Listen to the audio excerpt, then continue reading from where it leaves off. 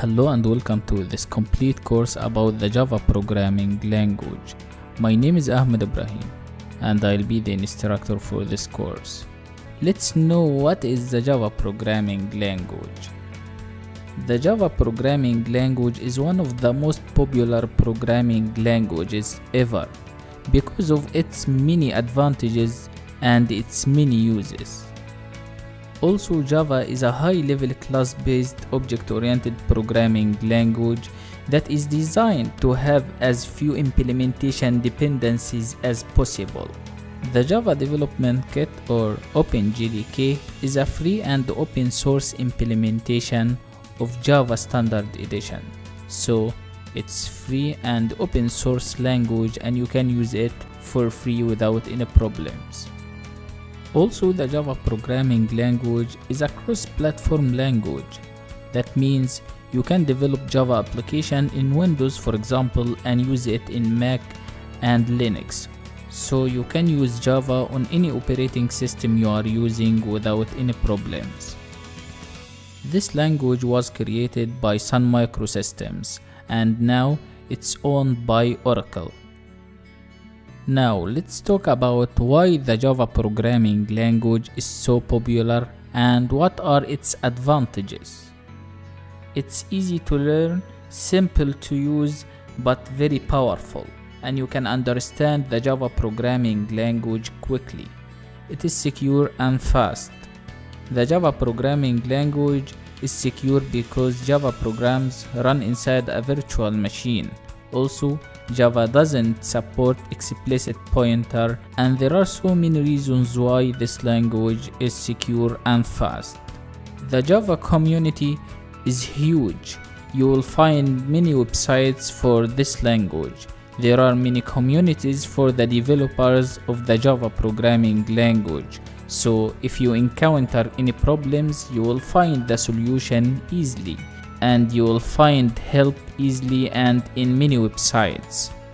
Also, Java is an object-oriented programming language, which gives a clear structure to programs and allows code to be reused, and this will decrease the development costs.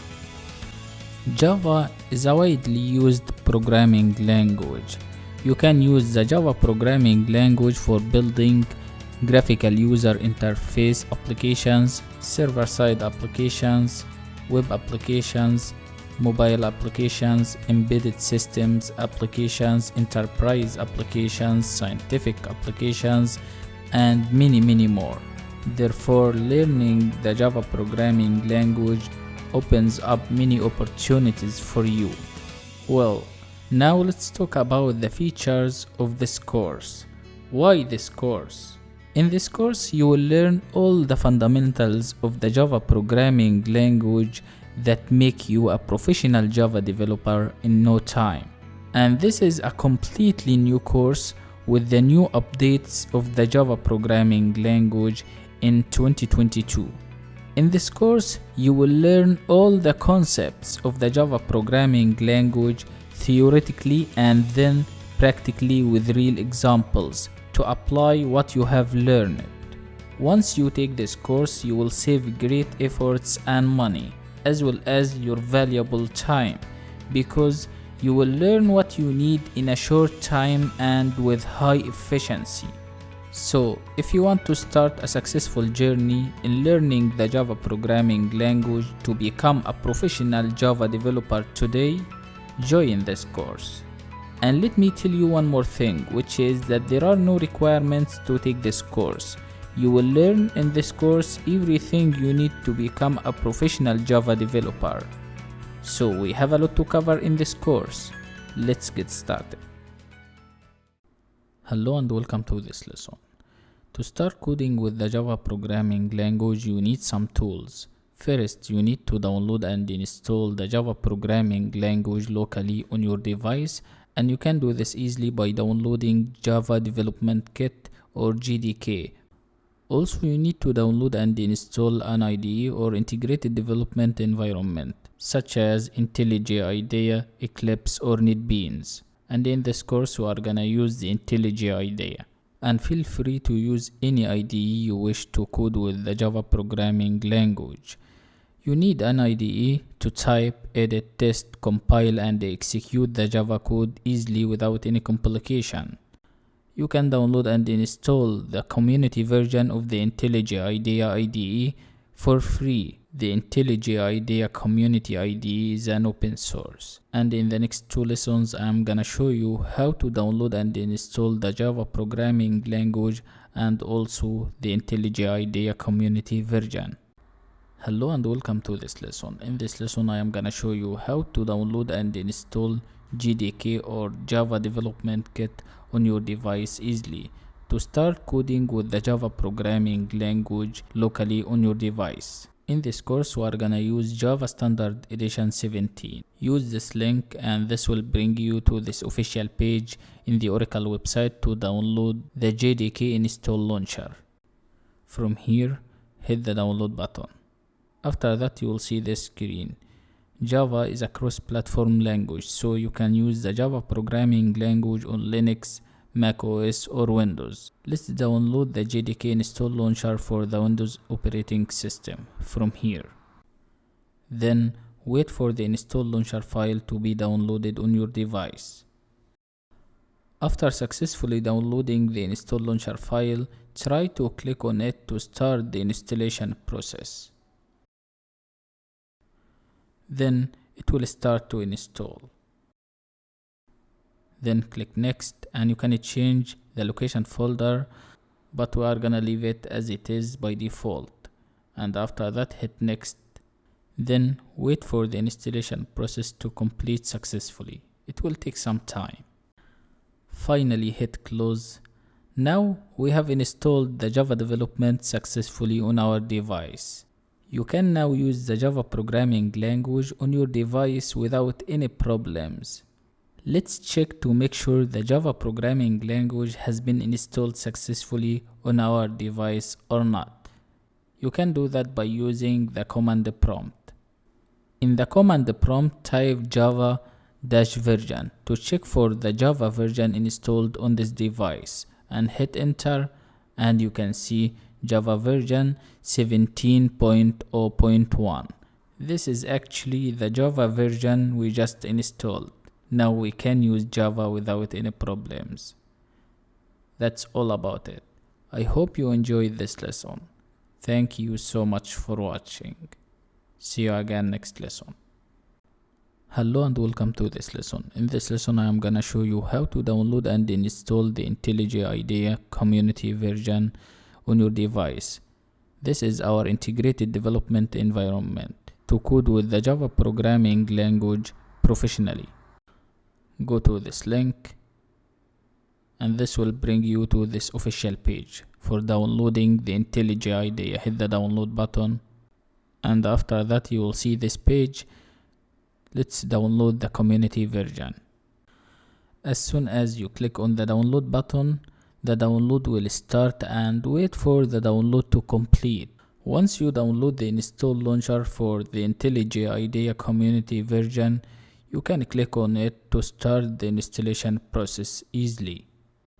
Let's click on the install launcher for the IntelliJ IDEA, and after that you will see this pop-up window here for the installation process. Welcome to IntelliJ IDEA Community Edition Setup. You can click on next, then you can choose the destination folder and hit next after that, then next. After that hit install to start the installation process and wait for the installation to complete successfully. After completing the IntelliJ setup, you will see this screen or this pop-up window. Hit I confirm and continue. After that you can choose one of 2 data sharing options.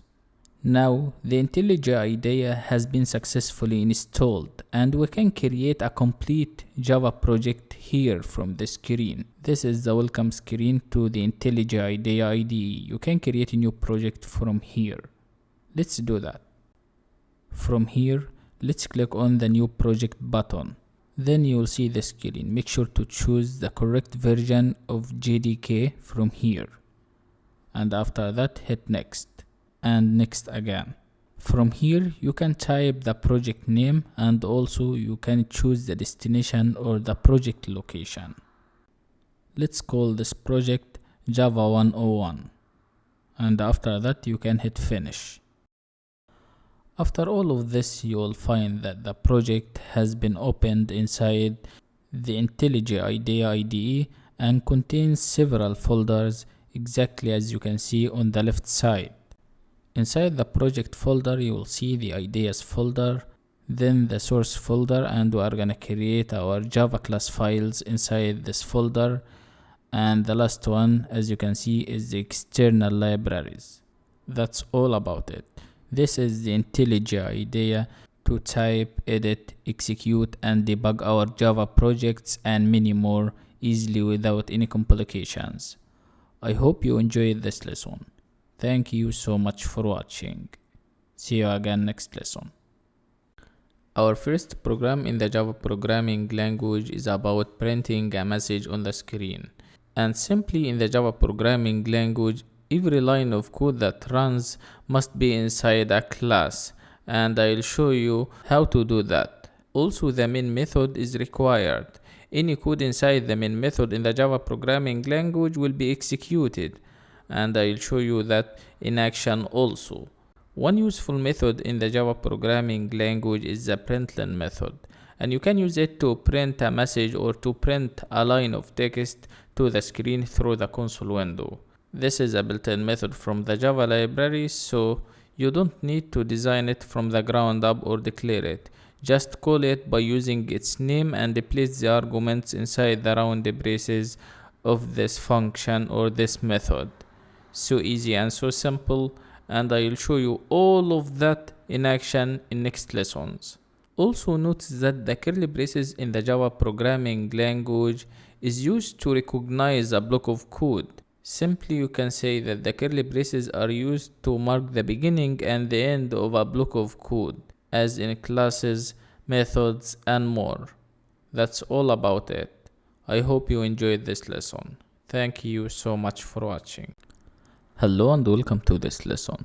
In this lesson we are gonna create our first program in the Java programming language to print a message on the screen by using the println method from the Java library. Let's get started.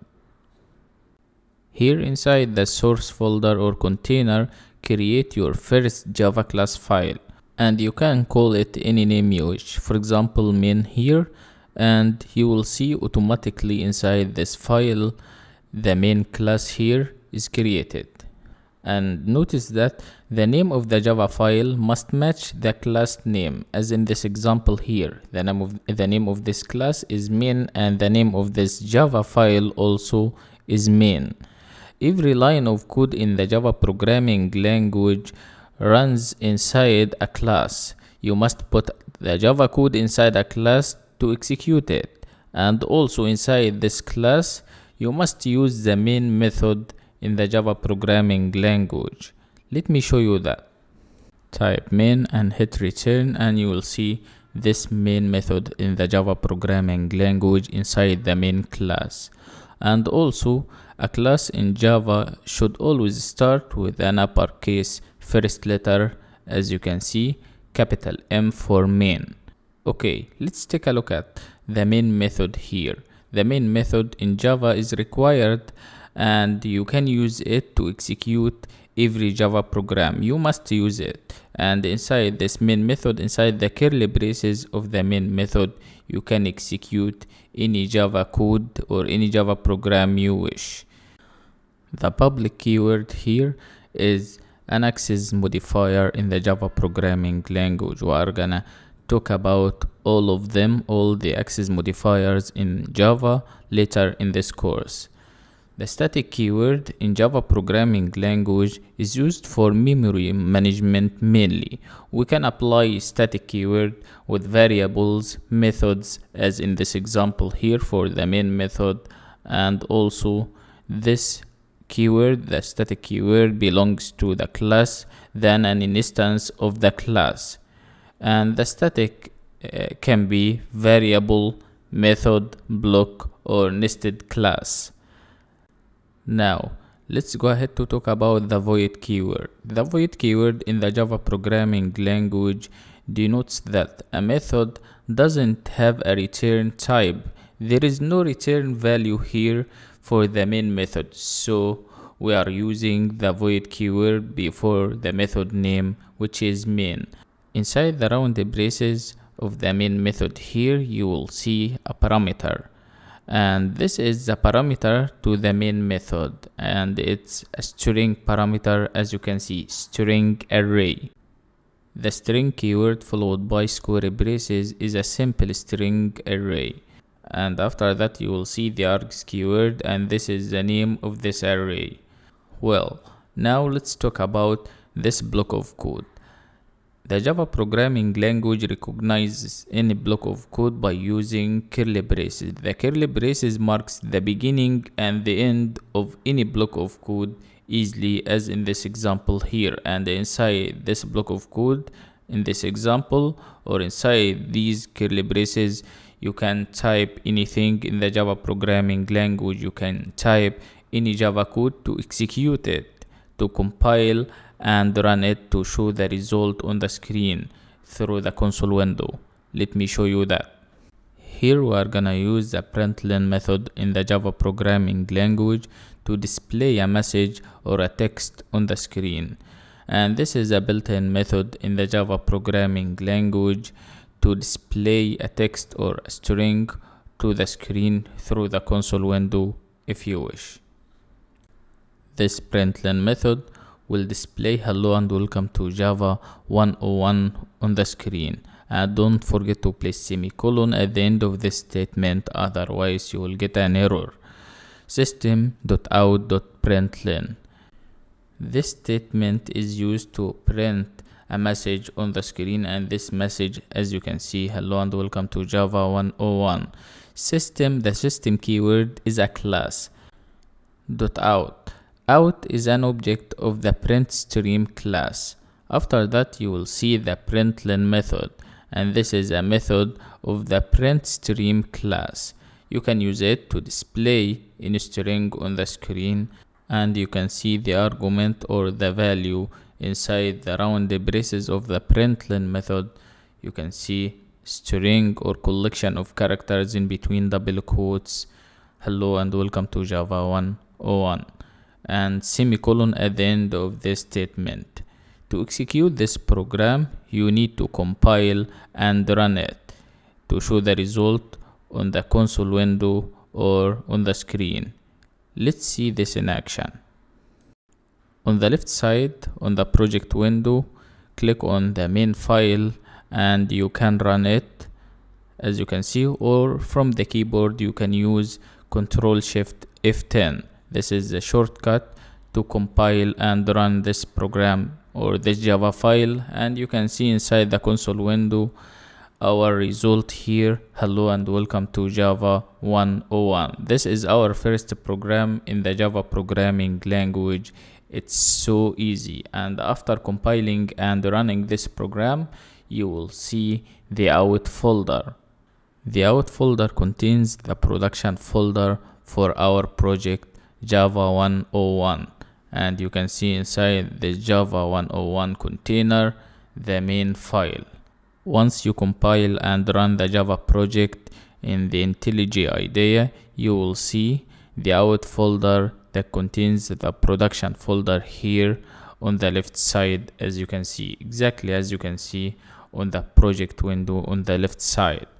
If you want to get the result of this program also, you can use the run button from the top right side from here, and you will get the same previous result, which is hello and welcome to Java 101. As you can see, you will get the same result. You can run it easily by using Shift F10 or the run button from the top right side. Let's change this text or this string here inside the round braces of the println method to another text. For example, Java is fun, and after that hit the run button from the top right side and you will get the output, as you can see in the console window, which is Java is fun. This is our first program in the Java programming language. try to create your first Java file, and notice that any Java file ends with the extension .java after the file name directly. Don't forget that. And try to use the println method to display a message or multiple messages on the screen. This method prints any argument passed to it and adds a new line to the output. After this statement, to display the Java is fun message on the screen, try to use another println method to display another message on the screen, and don't forget to place semicolon at the end of that statement. I hope you enjoyed this lesson. Thank you so much for watching. See you again next lesson. Hello and welcome to this lesson about explaining comments in the Java programming language. You can use comments to describe your code, and if you want to explain any code in the Java programming language and to make your code more readable and understandable for everyone, just use comments. And there are different types of comments in the Java programming language. You can placing hints about your code to describe it before line of codes or after each line or at the end of a line of code simply. Also, there is another feature of using comments in the Java programming language, which is preventing the program execution easily by commenting our code using single line comments or multiple line comments. These are the two types of comments in the Java programming language. We have two types: single line comment by using 2// and the program will ignore anything after the symbol. And then the next type of comment, or the second type of comments in the Java programming language, it is called multi-line comment or multiple line comment, to create a comment in multi-lines. And there is an important point here about comments in the Java programming language or in any programming language in general. Comments are for human readability only, not for the program execution. Java program will not execute any comment. It's for humans only, and the program will not execute it simply, and you will see nothing related to comments in the output.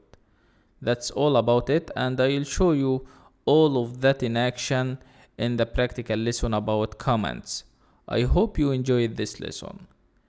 Thank you so much for watching. See you again next lesson.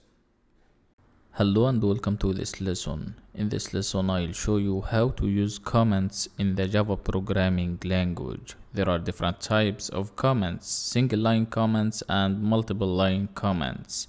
You can use the different types of comments to explain and describe the Java code, and also if you want to make your code more readable and understandable for everyone, use comments.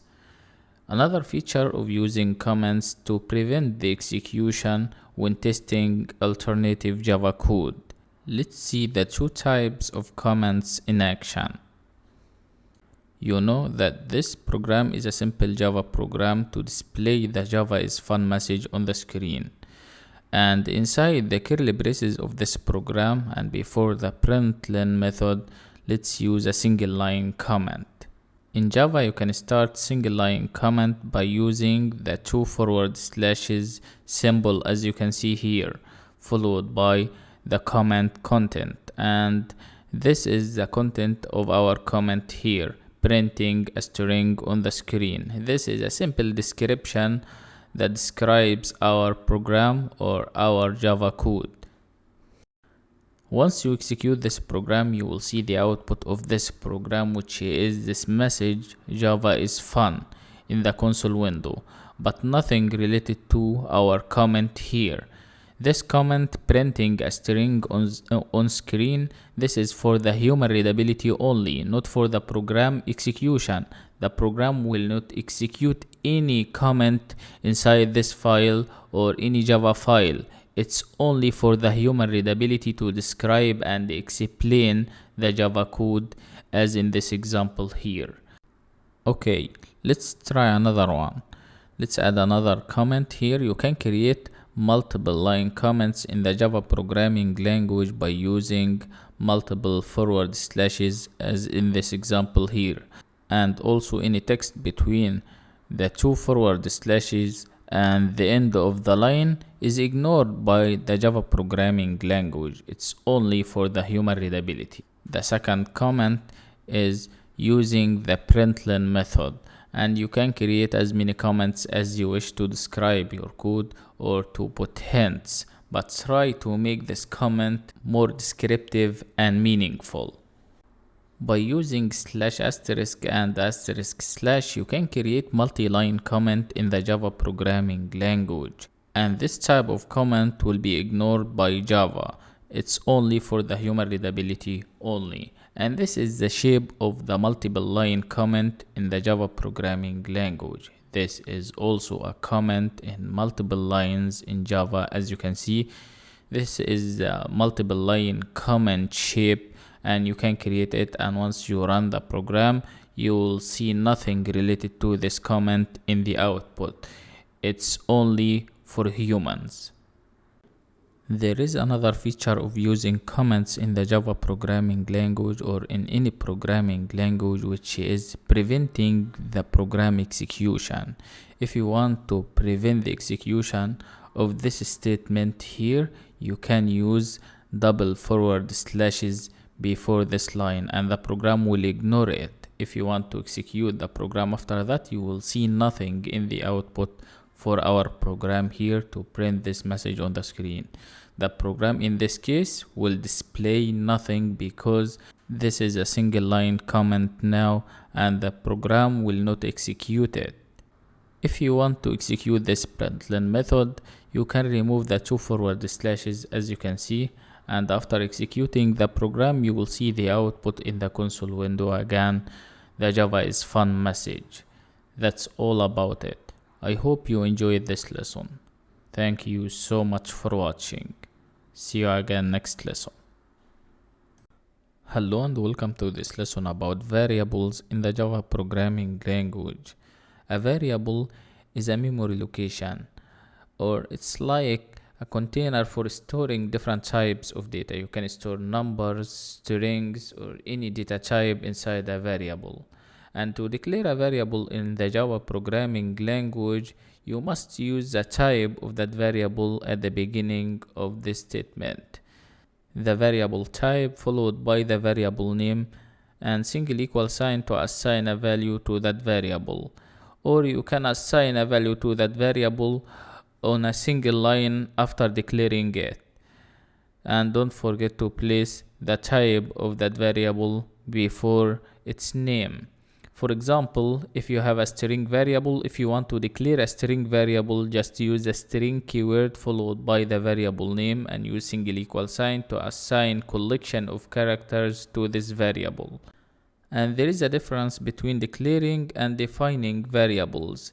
You can declare a variable without defining it. You can declare it by using its type and its identifier or the variable name only, and you can define it after that. Defining a variable is about assigning a value to it, and you can assign a value to a variable or changing its value on next lines after declaring it without any complication.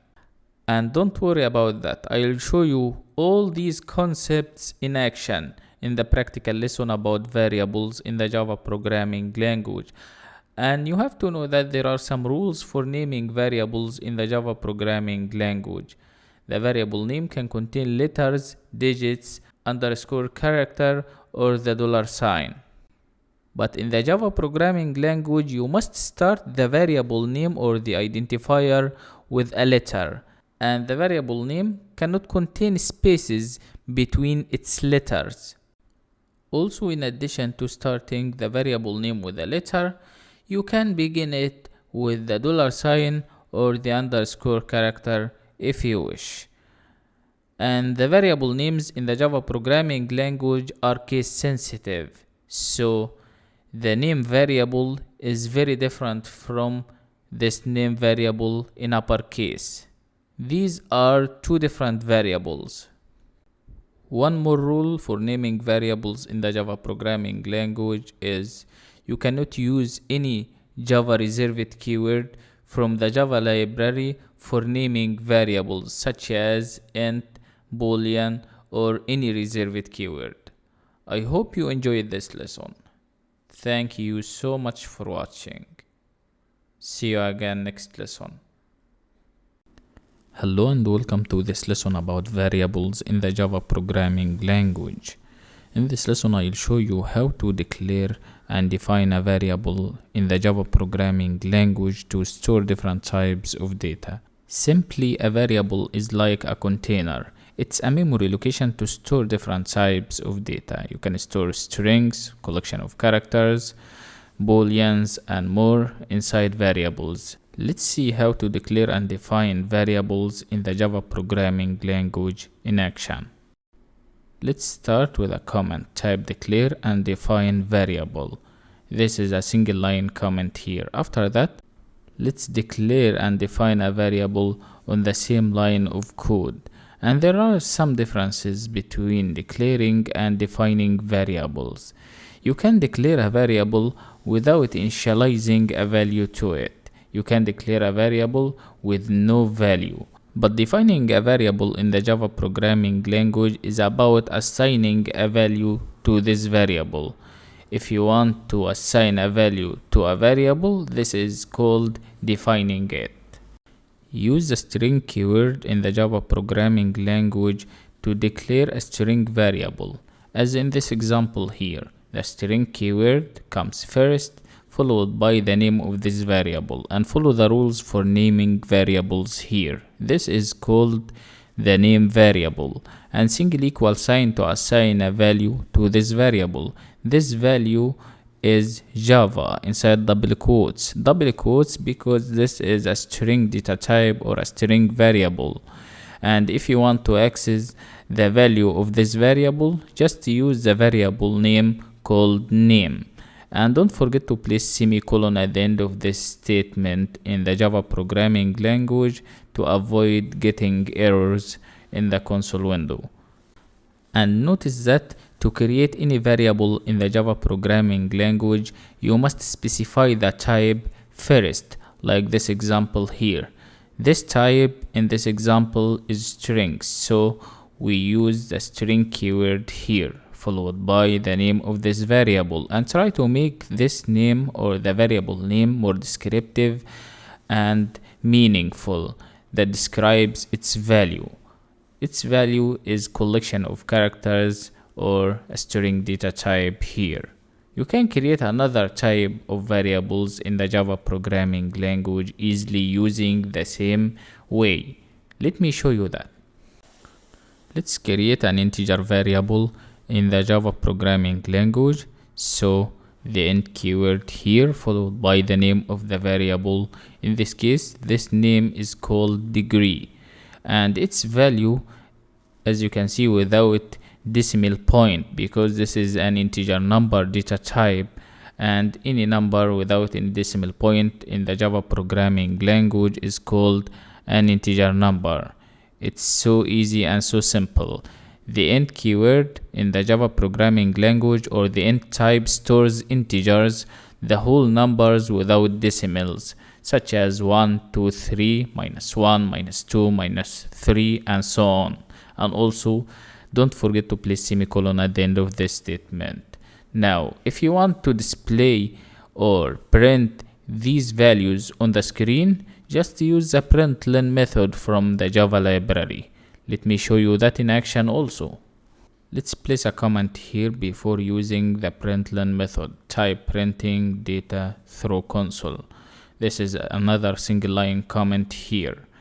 After that, let's use the println method to display the value of the name variable, which is Java, and also the value of the degree variable, this integer number variable 25 on the screen. Let's see this in action. Type system.out.println, and the name of the variable is name, and for the second one, system.out.println println for the degree variable, and this will display the value of the name variable on the screen and the value of the degree variable on the screen also. You will see Java followed by 25 on the second line, on the next line. Now you need to compile and run this program or this Java class file to show the output in the console window. Once you compile and run this file, you will see this output in the console window here, Java followed by 25, and you can change the value of the name variable and you can call it any valid name in the Java programming language instead of name, and assign any string data type or any text to it easily and show the result in the console window by using the same way. And you can see the same thing for the integer variable degree. You can call it any name you wish. There is another way for declaring and defining variables in the Java programming language. You can also declare a variable without assigning the value, and you can assign the value later on the second line, as in this example here. At the beginning, we declared this variable called name using the string keyword and semicolon at the end of the statement. And on the second line, you can see assigning a value to this variable using single equal sign, and its value is Java, and semicolon at the end of this statement. This is about declaring a variable and defining it on the next line. And there is another example here for declaring a variable and assigning a value to it on another line for the integer variable, which is degree, which is called degree here. The int keyword to declare this variable, this integer variable, followed by the name of the variable on a single line, and semicolon at the end of the statement, followed by assigning a value to it, which is 25 by using single equal sign. And the println method after that to print the value of the name variable, and also to print and display the value of the degree variable on the screen, and you will get the same previous result in the console window. Simply we got Java followed by 25 here. This is the output for this program easily. After defining a variable in the Java programming language, you can change the value of this variable. Let me show you that in action. For the name variable, let's assign a value to it, and after that on another line, let's change that value. You can see the value of the name variable in this case is Java. Let's change it to another string. This string is a new value inside double quotes. This is another value for the name variable. Now, if you try to run this program, you will get the last value, which is a new value. It will override the previous value. The new value for the name variable in this case is a new value, so we got this value in the output, as you can see through the console window. Also, you can change this new value as well. Try to do this by yourself, and you can do the same thing for the integer variable in the Java programming language easily. After declaring and defining a variable, you can change its value without any complication. If you want to add some text before each value here, each value in the output through the console window, you can do this. You can add or concatenate another string inside the round braces of the println method with the value of the variable. Inside the round braces of the println method, let's add a string or collection of characters. This string is the new value of name is, and the plus sign operator here to combine this string with the value of the name variable, exactly as you can see. And the same thing for the next println method. You can see the value of degree is, and the plus sign operator to concatenate or combine this string with the value of the degree variable. Once you compile and run this program again, you will see the new output here. The new value of name is a new value, and the next one, the value of degree is 25. This is so easy and so simple. Finally, let's talk about declaring and defining multiple variables on the same line of code. Let me show you that. Let's place a comment first, and the content of this comment is many variables in one line.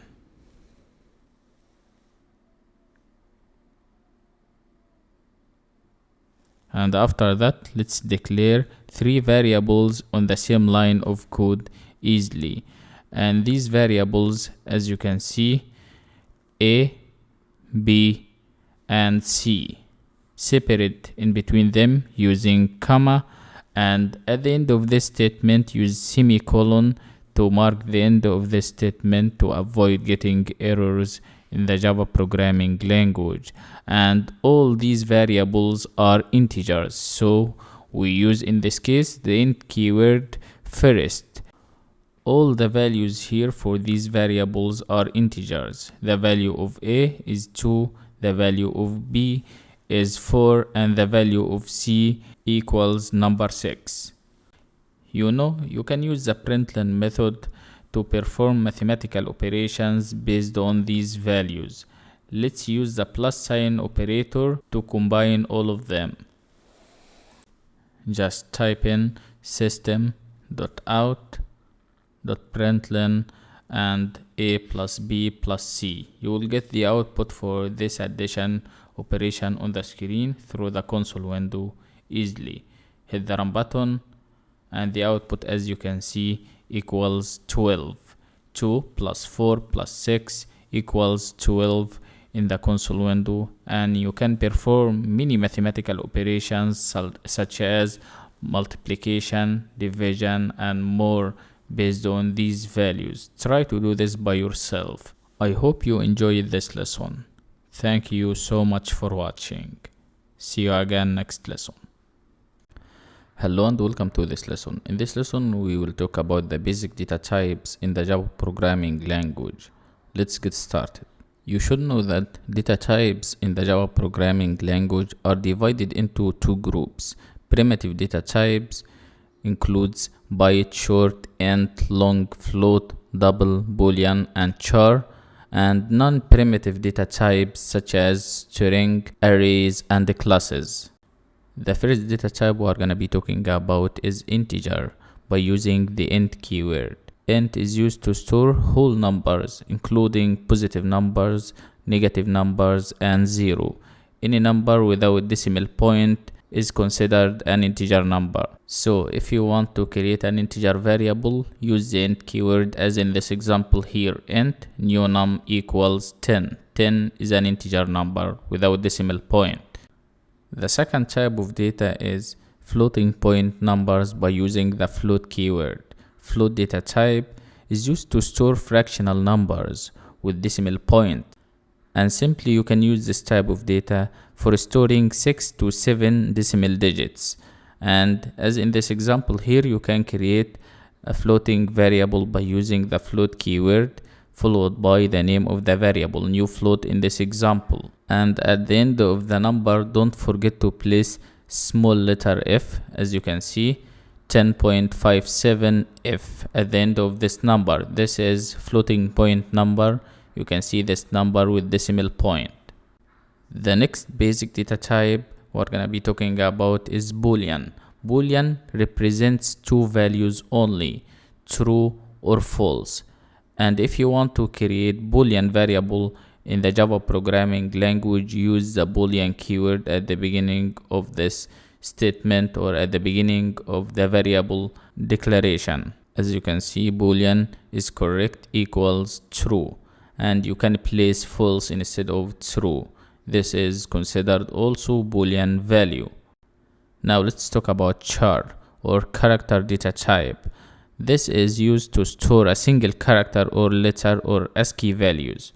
We have an example here. By using the char keyword, you can declare a char variable in the Java programming language. Char new letter equals E. And simply you can place any character you need inside single quotes instead of using E in this example. You can place F or G, and so on. Next, the string data type in the Java programming language.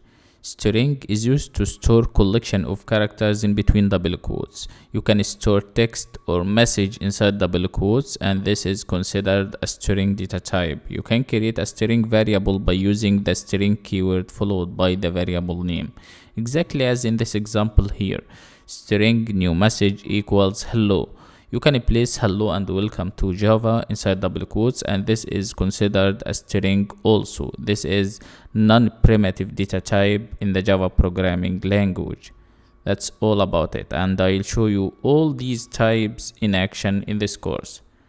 Thank you so much for watching. Hello and welcome to this lesson. In this lesson, I'll show you the different types of data in the Java programming language in action.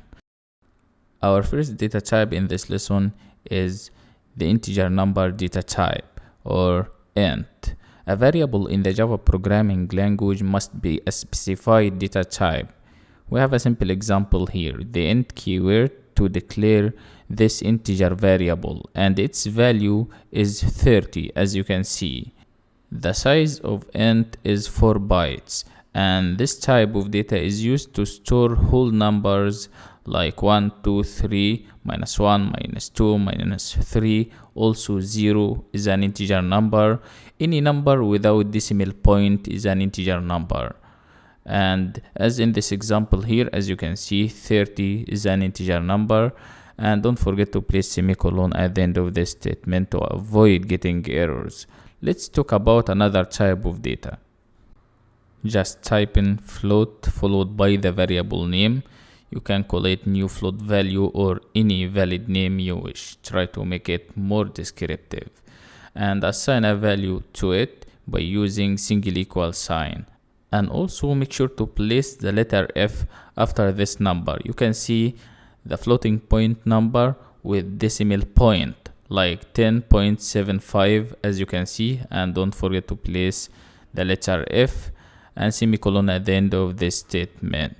The float data type, its size is 4 bytes, and it is used to store fractional numbers like 1.2, 3.5, minus 1.3, and so on. Actually, this data type is sufficient for storing 6 to 7 decimal digits. Now let's talk about another type of data. We're going to talk about the Boolean data type.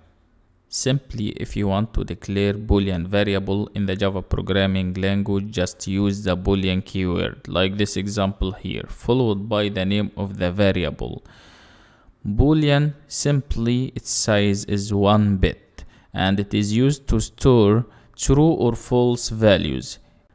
It represents 2 values only, true or false, and in calculations, true is represented by 1 and false is represented by 0.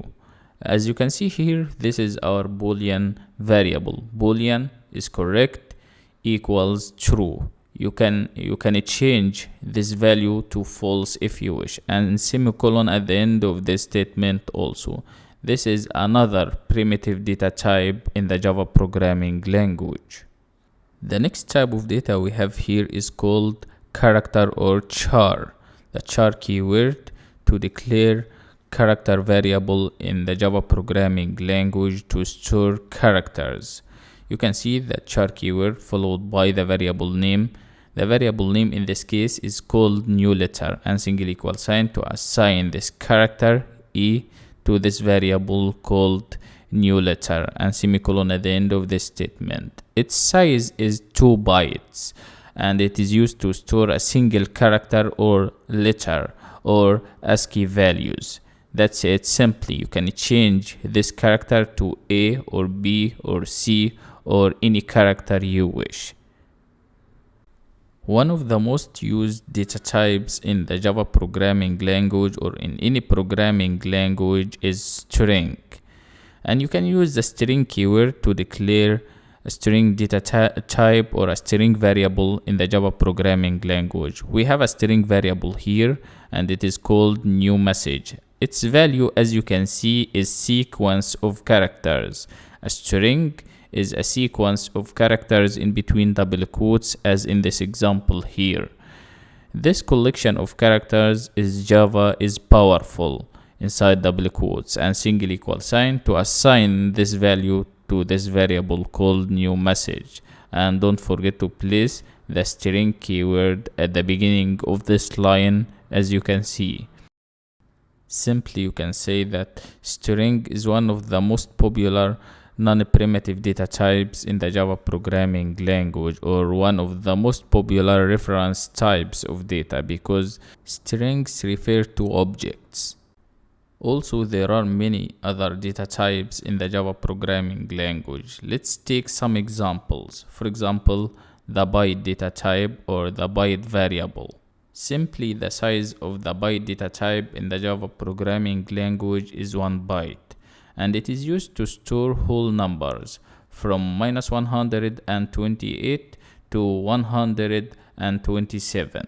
And if you want to create or declare byte variable in the Java programming language, use it as in this example here, by using the byte keyword followed by the variable name. The variable name in this case is called new val, and single equal sign to assign this byte value to the new val variable. And this value, as you can see, is in between -128 and 127. Let's see another type of data, the short data type in the Java programming language. If you want to declare short variable in Java, just use the short keyword. It's a data type and its size is 2 bytes. And simply this type of data is used to store whole numbers. If you want to declare short variable in the Java programming language, just use the short keyword followed by the variable name, and try to make the variable name meaningful and readable, and single equal sign to assign this value to the short variable, and semicolon at the end of the statement, exactly as in this example here.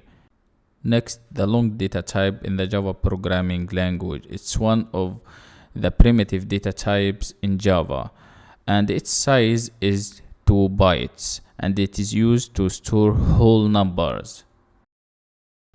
So if you want to declare or create long variable in the Java programming language, just use it like this example here, the long keyword followed by the variable name, which is new long val in this example, and single equal sign to assign this long value to this new long val variable.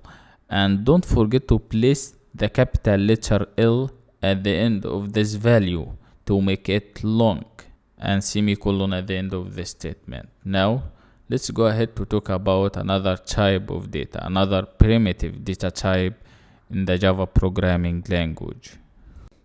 The next data type is called double. Double is a primitive data type in the Java programming language, and its size is 2 bytes. It is used to store floating point numbers or fractional numbers, and it's sufficient for storing 15 decimal digits.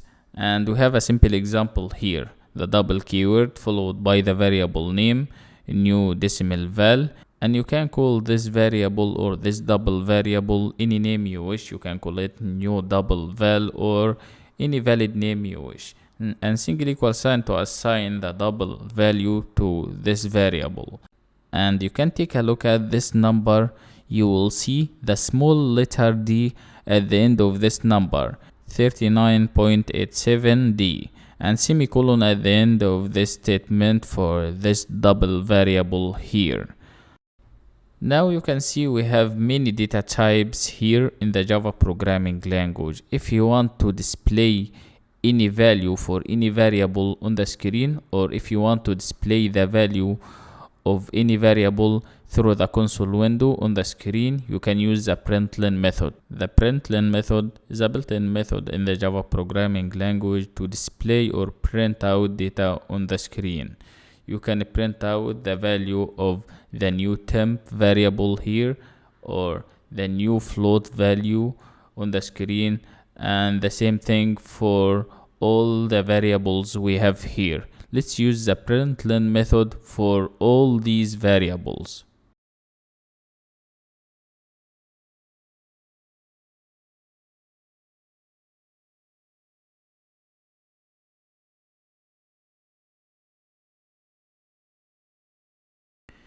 You can see here the println method for all these variables to display all the values on the screen through the console window. The println method to display the value of the new temp, the value of the new float value variable, the value of is correct, the value of the new letter variable, and so on. Now to show the output for the Java program on the screen, hit the run button and you will see the output in the console window after compiling and running this program. You can see here in the console window all the values for our variables. It's so easy and so simple. Try to do this by yourself also. I hope you enjoyed this lesson. Thank you so much for watching. See you again next lesson. Hello and welcome to this lesson. In this lesson we will talk about the typecasting in the Java programming language, or the type conversion. Typecasting simply is when you assign a value of one primitive data type to another type. And there are two types of casting or conversion in the Java programming language. The first type is called widening casting or widening conversion. You can use the widening casting in Java if you want to convert a smaller type to a larger type size. And the second type of casting is called narrowing casting or narrowing conversion. And you can use it to convert a larger type to a smaller size type of data. Let me show you that in action. We have a simple example here for an integer variable called new temp, and its value equals 30. As you can see, we are gonna use the widening casting for this example to convert this integer or this int variable or data type to double variable. Let me show you that. Just use the double keyword followed by the name of the new variable, and you can call it any valid name or any descriptive name you wish, new decimal temp for example, and assign the previous variable as a value for this new variable. As you can see, the value of the new decimal temp is the new temp variable, and use the println method or the println method in the Java programming language to print out the value of the new decimal temp variable. You will see it is converted to double instead of an integer value. We have two println methods here in this example. The first one for the new temp variable, it's an integer data type or an integer variable. It is equal to 30, and for the second println method, it is for the new decimal temp. This is converted to double, so you will get floating point number in the console window once you compile and run this program. Let's use the run button to compile and run this program to show the output in the console window. Hit the run button and you will see the output in the console window exactly as you can see. The value of the new temp is an integer number data type 30, and the value of the new decimal temp variable is equal to 30.0. This is a double data type or floating point number, so we got it with decimal point as you can see in the console window. Try to do this by yourself, and you can call the variables any names you wish. This is a simple example for the widening casting or the automatic conversion. Now let's take a simple example also for the second type of casting, which is the narrowing casting or the manual conversion. The narrowing casting or the manual conversion must be done manually by placing the type in round braces in front of the value.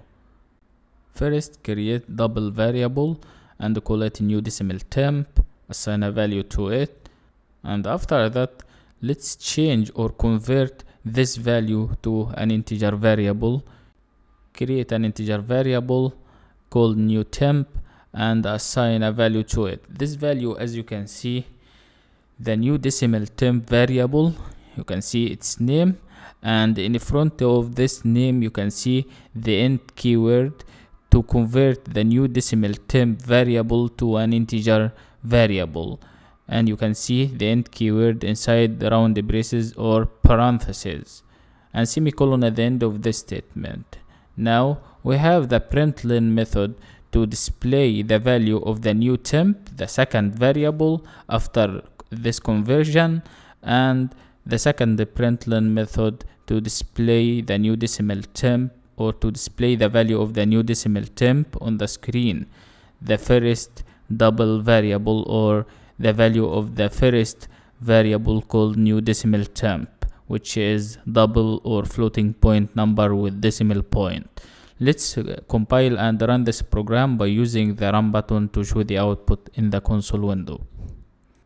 Over here, hit the green run button and you will get the output in the console window. As you can see in the output, after the narrowing casting, we got 19. This is an integer variable. This is the value of the new temp variable, which is an integer number after the narrowing casting or the manual conversion.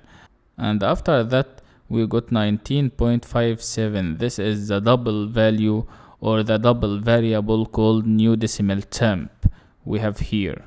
That's all about it. I hope you enjoyed this lesson. Thank you so much for watching. See you again next lesson. Hello and welcome to this lesson. In this lesson we will talk about operators in the Java programming language, and you can use operators to perform operations on variables and values.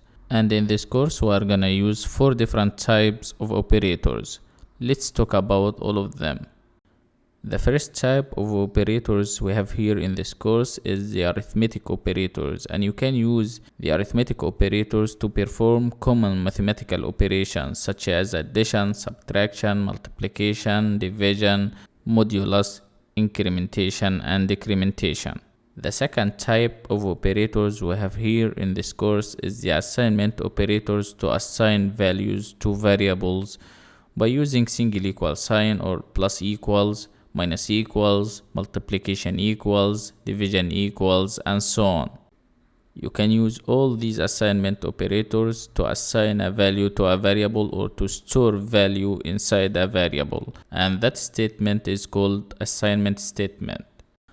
The third type of operators we are gonna use in this course is the comparison operators. You can use comparison operators to compare two values, and the output for using comparison operators will be Boolean value, true or false.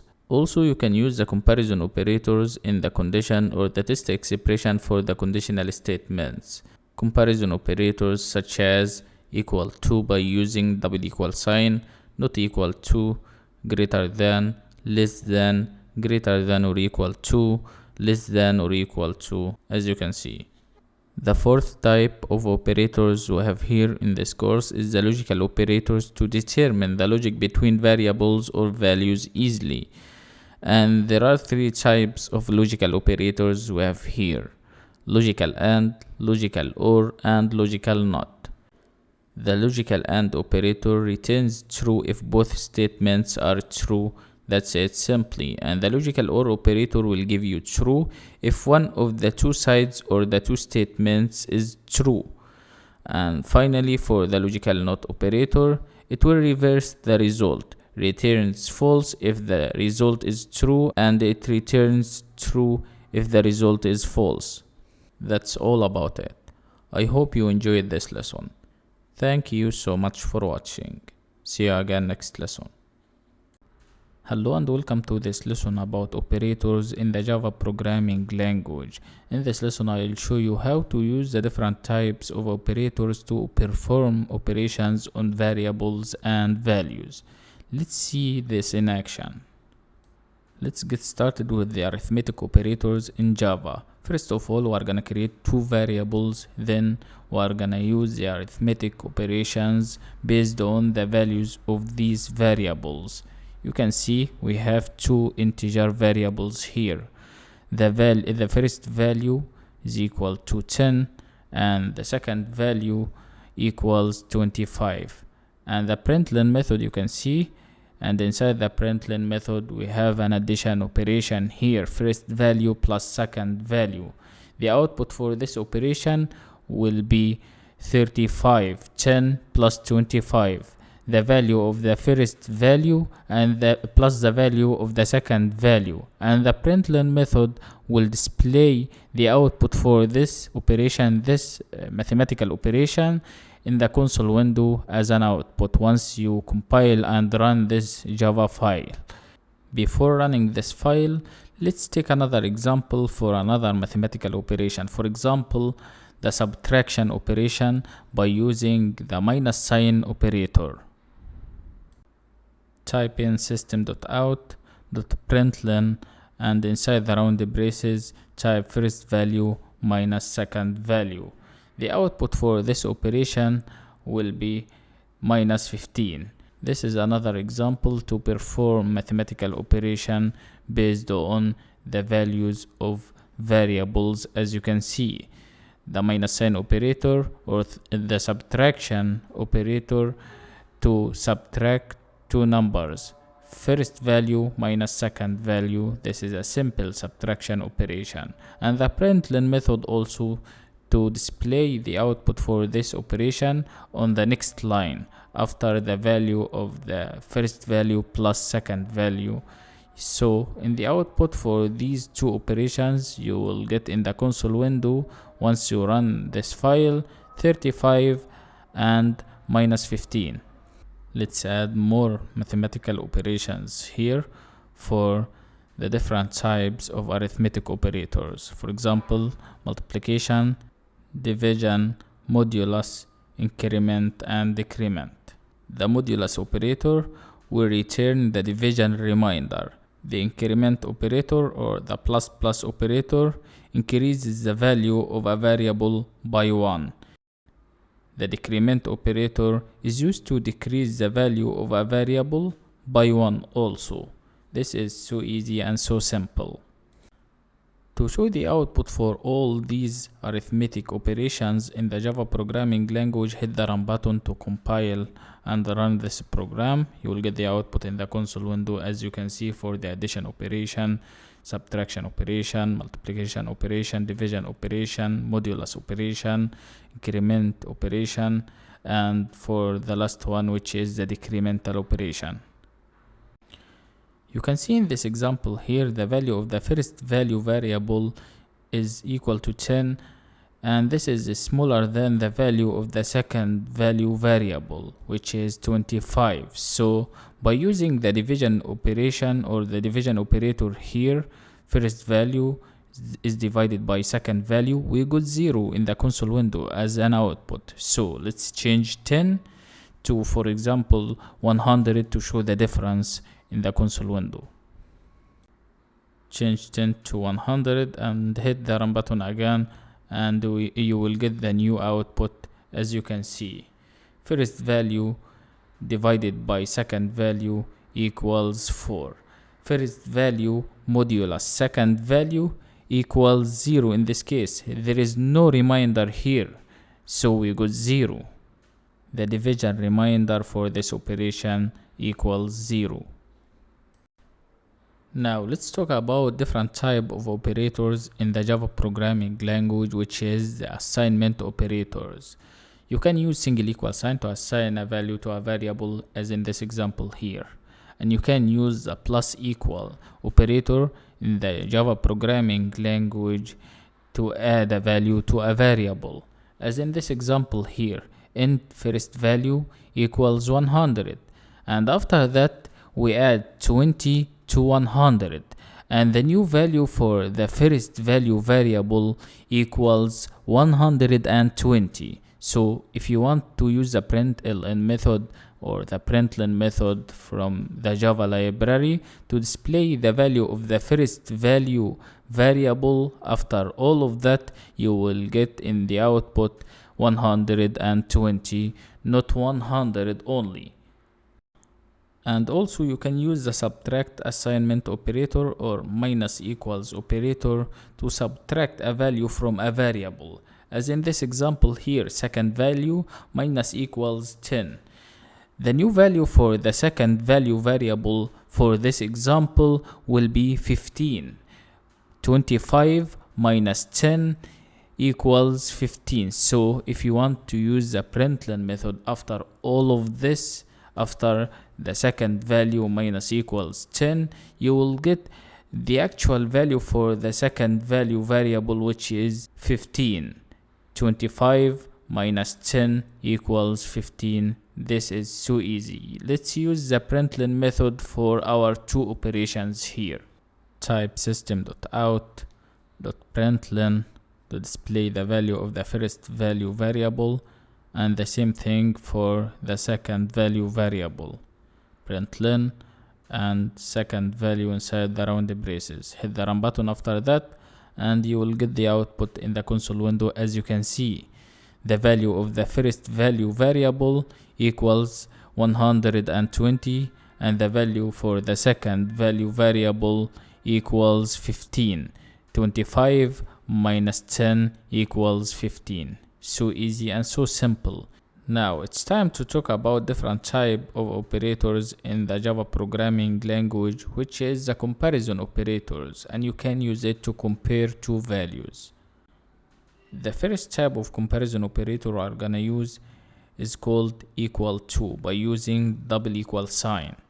This is to compare two values. As you can see inside the round braces of the println method, first value equals second value.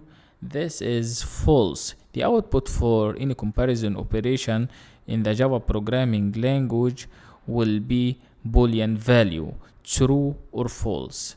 This is false because the value of the first value equals 100 and the value for the second value variable equals 25. So 100 is not equal to 25. So the output for this operation will give you false in the console window.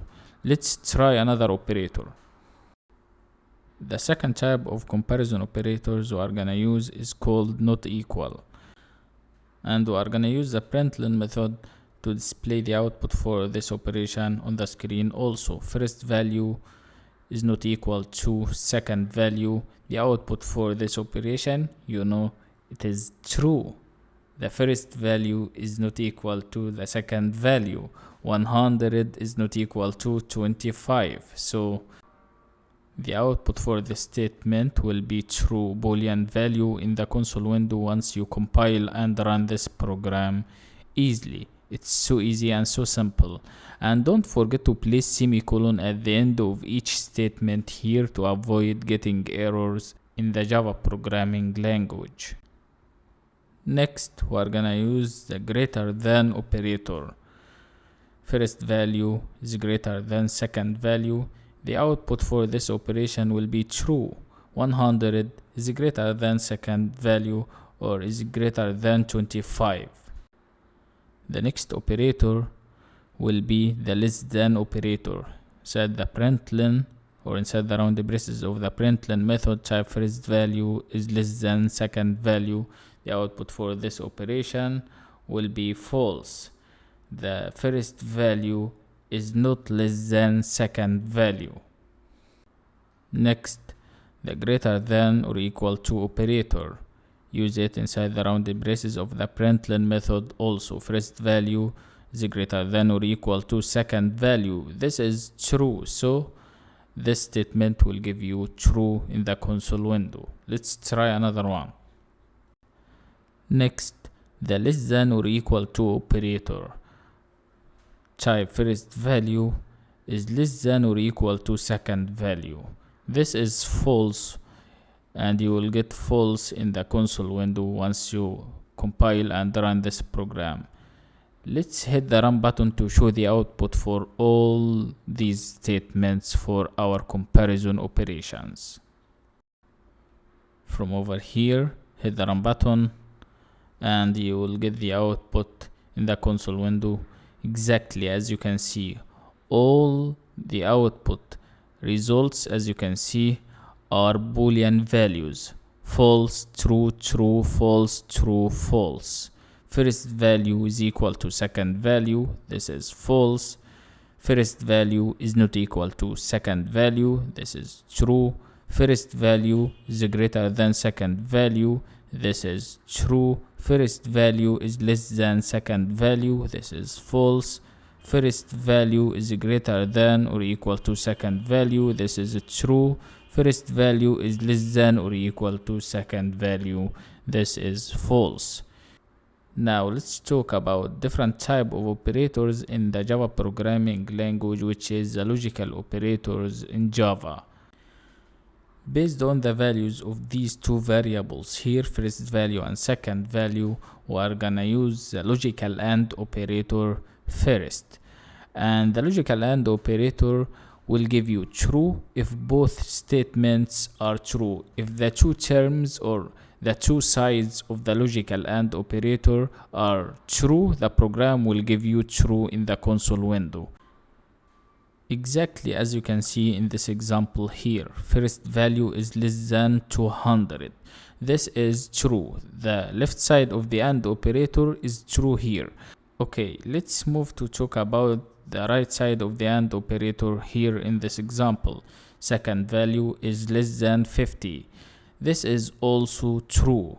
So both statements here in this example are true. The two sides of the logical AND operator are true, so the program will give you true. The println will give you true in the console window once you compile and run this program. Let's hit the run button to show the output for this logical AND operation. As shown here in the console window, we got true Boolean value as a result for this operation. Let's change 200 to 70 for example. Now the left side of the AND operator is false, so the program will give you false in the console window exactly as you can see. The logical AND operator returns true if both statements or two sides of the logical AND operator are true. This is so simple. Now let's talk about another type of logical operators in Java, which is the logical OR operator. The logical OR operator returns true if one of the two sides or the two statements is true. In this example here, the left term or the left side of the logical OR operator is false. First value is not less than 70, but you can take a look at here. The right side of the OR operator is true, so the program in this case will give you true because one of the two statements is true here. The right side or the right statement of the logical OR operator in this example is true, so the program will give you true for this logical OR operator as you can see in the console window here.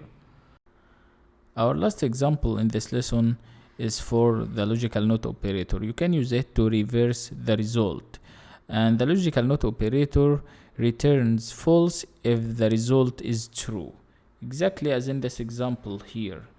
Not first value is less than 70 or second value is less than 50. This will give you false. The logical NOT operator in this example is used to reverse the result of the logical OR operator. Not true is equal to false. This is so easy and so simple. I hope you enjoyed this lesson. Thank you so much for watching. See you again next lesson. Hello and welcome to this lesson. There is a useful class in the Java library called math class, and it has many methods, many useful methods to perform mathematical tasks on numbers. Let's see some useful methods from the math class. The first method we are going to be talking about is the max method, and this method is a built-in method from the math class from the Java library, and you can use it to get the maximum value or the highest value of x and y. If you want to find the highest value of two values, you can use this method easily. Next, There is another useful method also to get the lowest value or the minimal value of two values x and y, and it is called the min method from the math class also. So you can use it to get the smallest number between two values.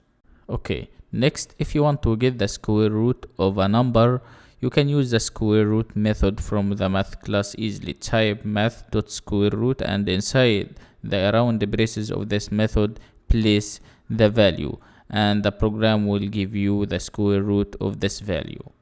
The absolute value is a positive value, so if you want to get the absolute value of x, for example, you can use the abs method or the absolute value method to get the absolute value. Also type math, the name of the class, followed by the dot notation followed by abs to get the absolute value of x, and this will give you positive value of x easily without any problems. One way to generate random number in the Java programming language is by using the random method. You can use the random method to get random number between 0.0 and 1.0, between 0 and 1. And there are many useful methods from the math class in the Java programming language, such as log, floor, round, and more. I hope you enjoyed this lesson. Thank you so much for watching. See you again next lesson. Hello and welcome to this lesson. In this lesson I will show you how to use many useful methods from the Java math class. It's a built-in class to perform mathematical tasks on numbers. Let me show you how to use the mathematical methods in Java in action. Our first example is about using the max method from the math class. The max method is used to find the highest value of two values x and y.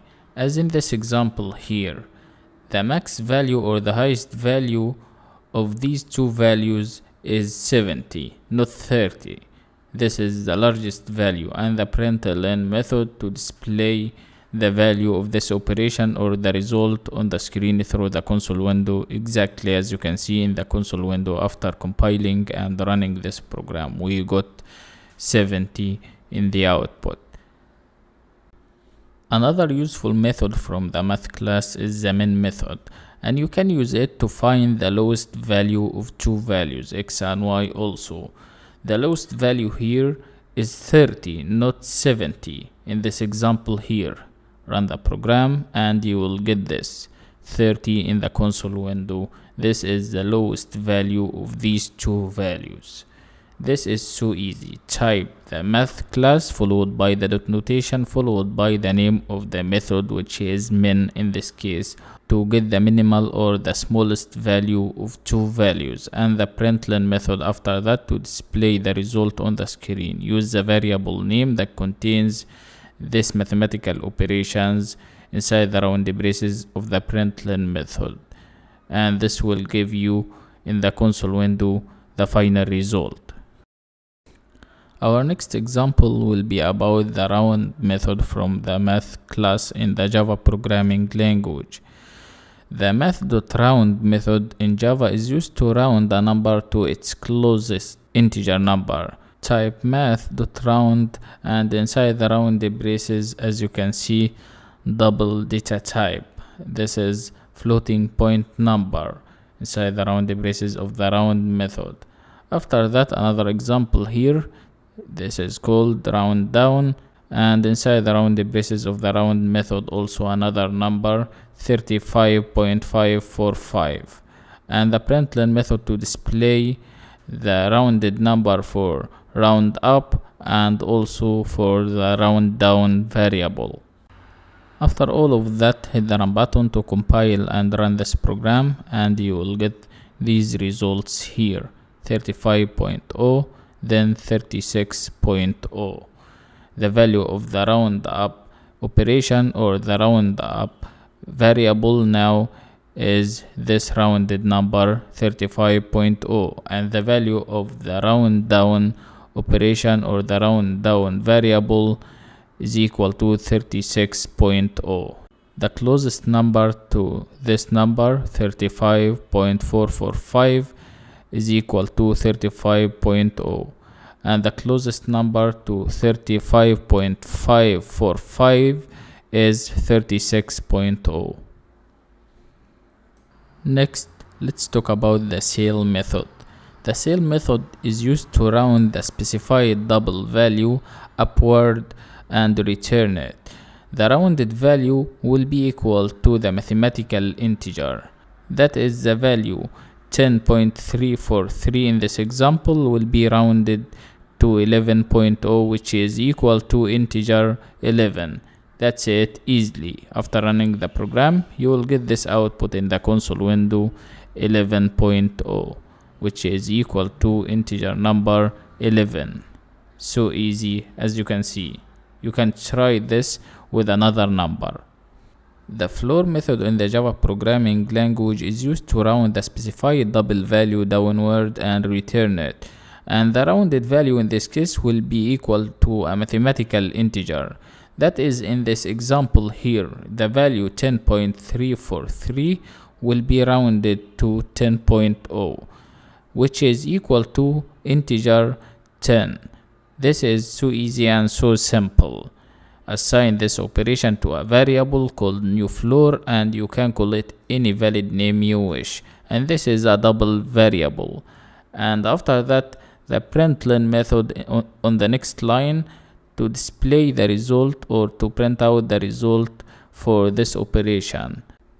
Another useful method from the math class in the Java programming language is the abs method, and you can use it to return the absolute or positive value of a value. Let me show you that. Type the math class followed by the dot notation followed by the abs method. Place a value inside the rounded braces of the abs method here, as you can see, and the println method to display or to print out the output or the result for this operation on the screen. The variable name is the new absolute variable. Hit the run button and you will get 15.9. This is the absolute value for minus 15.9. You will get this positive value 15.9 in the console window. If you want to get the square root of a value in the Java programming language, you can use the square root method from the math class. And we have a simple example here, math.squareroot, and give it a value inside the rounded braces, 100 in this example, and the println method to display the square root of 100, which is 10 in the console window, as you can see, 10.0. This is the square root of 100, and you can try to put another number inside the rounded braces of the square root method from the math class. For instance, let's change 100 to 25 and compile and run the program again, and you will get the square root for this number, which is 5.0. The square root of 25 is equal to 5. Another useful method from the math class in Java is the random method. The random method returns a random number between 0.0 and 1.0. As in this example here, math.random, then the println method to display the new rand value or the result for this operation. And you can see this is a random number, and each time you run this program you will get a random number between 0 and 1. Assume we want to get random number between 0 and 100. To do this, you can use the random method also from the math class in the Java programming language, random integer number between 0 and 100. And you can use this formula here, as you can see, int math.random multiplied by 101, and after that the println method to display the new result, the new random number. Each time you run this program you will get a random number between 0 and 100.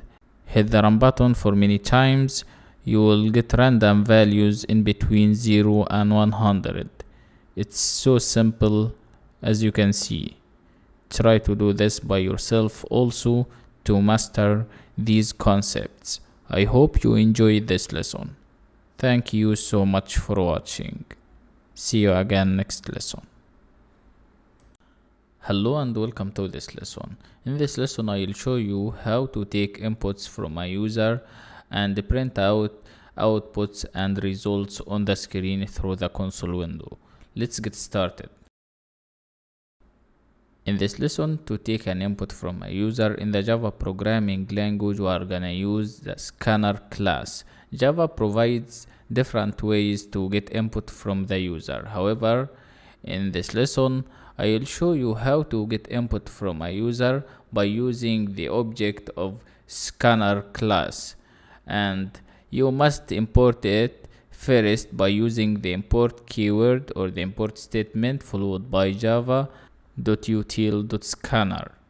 And after importing this package by using the import keyword, you can use it after that without any complication. We need to create an object of the scanner class after that to use it to take an input from a user. First of all, create an object of scanner.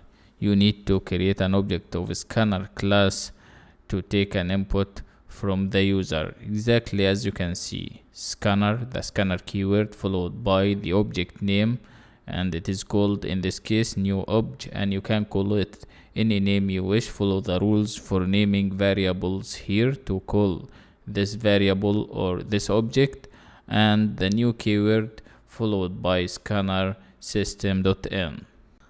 After that, type string name. We want to get string input from the user, so the string keyword here followed by the variable name, in this case name, to get the user name. Now we want to print out message before taking input from a user, so use the println method to do that. Type your name by using the println method, exactly as you can see. This is a string, then name is equal to new obj.next line. What is this method? What is the next line method? This is a Java built-in method of Java scanner class. This is from the Java scanner class, and it is used to get the input string that was skipped of the scanner object. This is so easy and so simple. For our string variable called name, assign new obj.next line to it. The program will show this message. Type your name, the string, before taking an input from the user.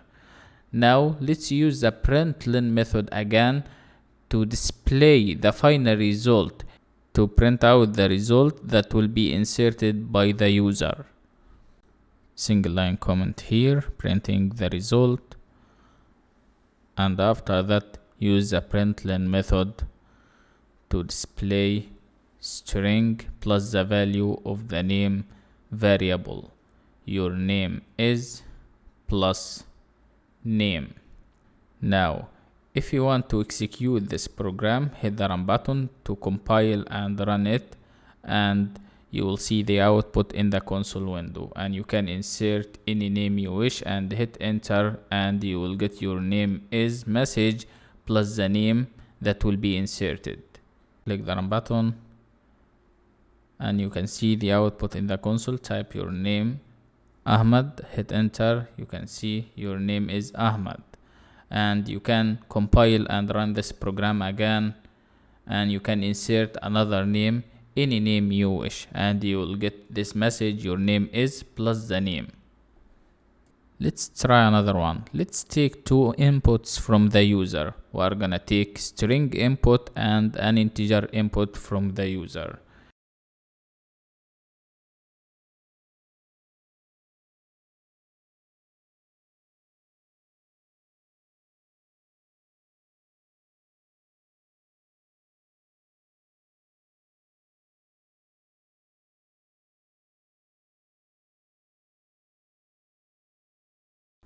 This is our example here. we have a message, and this message is type your name and your number by using the println method. And after that, you can see to take string input from a user, we use the next line method. And after that, to take an integer number or to take an integer input from the user, we use the nextInt method. Type the object name for the scanner class followed by the dot notation followed by the nextInt method, and don't forget to place double round braces after the name of the method directly, empty parentheses and semicolon at the end of the statement. And you can take a look at the println method at the end of this program. You can see your name is plus the value of the name entered variable for the string input plus, and your number is plus the value of the num entered variable, this integer or this numerical integer input from the user. Now let's compile and run this program to show the output in the console window. Click the run button and you will see this message in the console window. Type your name and your number. Ahmed, this is the value of the name entered, and the value of the num entered is 11 in this case, and you can insert any values you wish. You can see the final message or the final result in this example is your name is plus the value of name, which is Ahmed in this case, and your number is plus the value of the num entered variable, which is 11 in this example. And you can compile and execute it again and again with different values. I hope you enjoyed this lesson. Thank you so much for watching. See you again next lesson. Hello and welcome to this lesson about strings in the Java programming language. What are strings? A string variable in the Java programming language is used to store sequence of characters in between double quotation marks. So if you want to store text, you can use string variable by using the string keyword. For instance, we have an example here, string new message equals hello. You can see this is a string variable to store text in between double quotation marks here. Hello is a string data type, and you can store it inside a string variable by using the string keyword at the beginning of the variable declaration.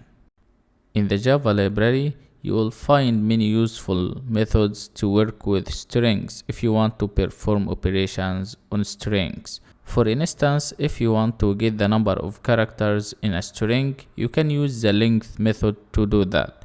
You can use the length method to get the length of a string in the Java programming language. Strings in the Java programming language are zero-based index, so if you want to access the first character from a string, you can use the index number 0. Java counts positions from 0, so the position of the first character in a string is 0. The position of the second character is 1, and so on. Here are some other useful functions or methods from the Java library to work with strings. You can see the uppercase method to make all the characters of a strings in uppercase, to lowercase to make all the characters of a string in lowercase, and there are many useful methods from the Java library to perform operations on strings easily without any complication. You don't need to design any function from these functions from the ground up. Just call it only, and you can place the arguments inside the round braces of any function from these built-in functions or methods from the Java library. I hope you enjoyed this lesson. Thank you so much for watching. See you again next lesson. Hello and welcome to this lesson.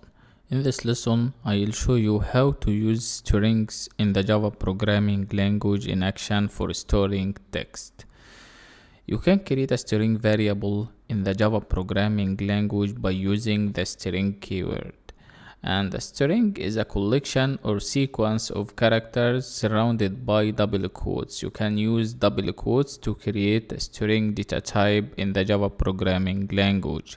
Also, in the Java library, there are many string methods available, and we are gonna use some of them in this lesson.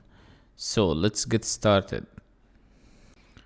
Just type in string followed by full message, and this is the variable name, and assign a value to it, and this value will be a string inside double quotes. As you can see, hi, welcome to Java inside double quotes. This is sequence of characters or collection of characters in between double quotes, as you can see, and this is called a string data type.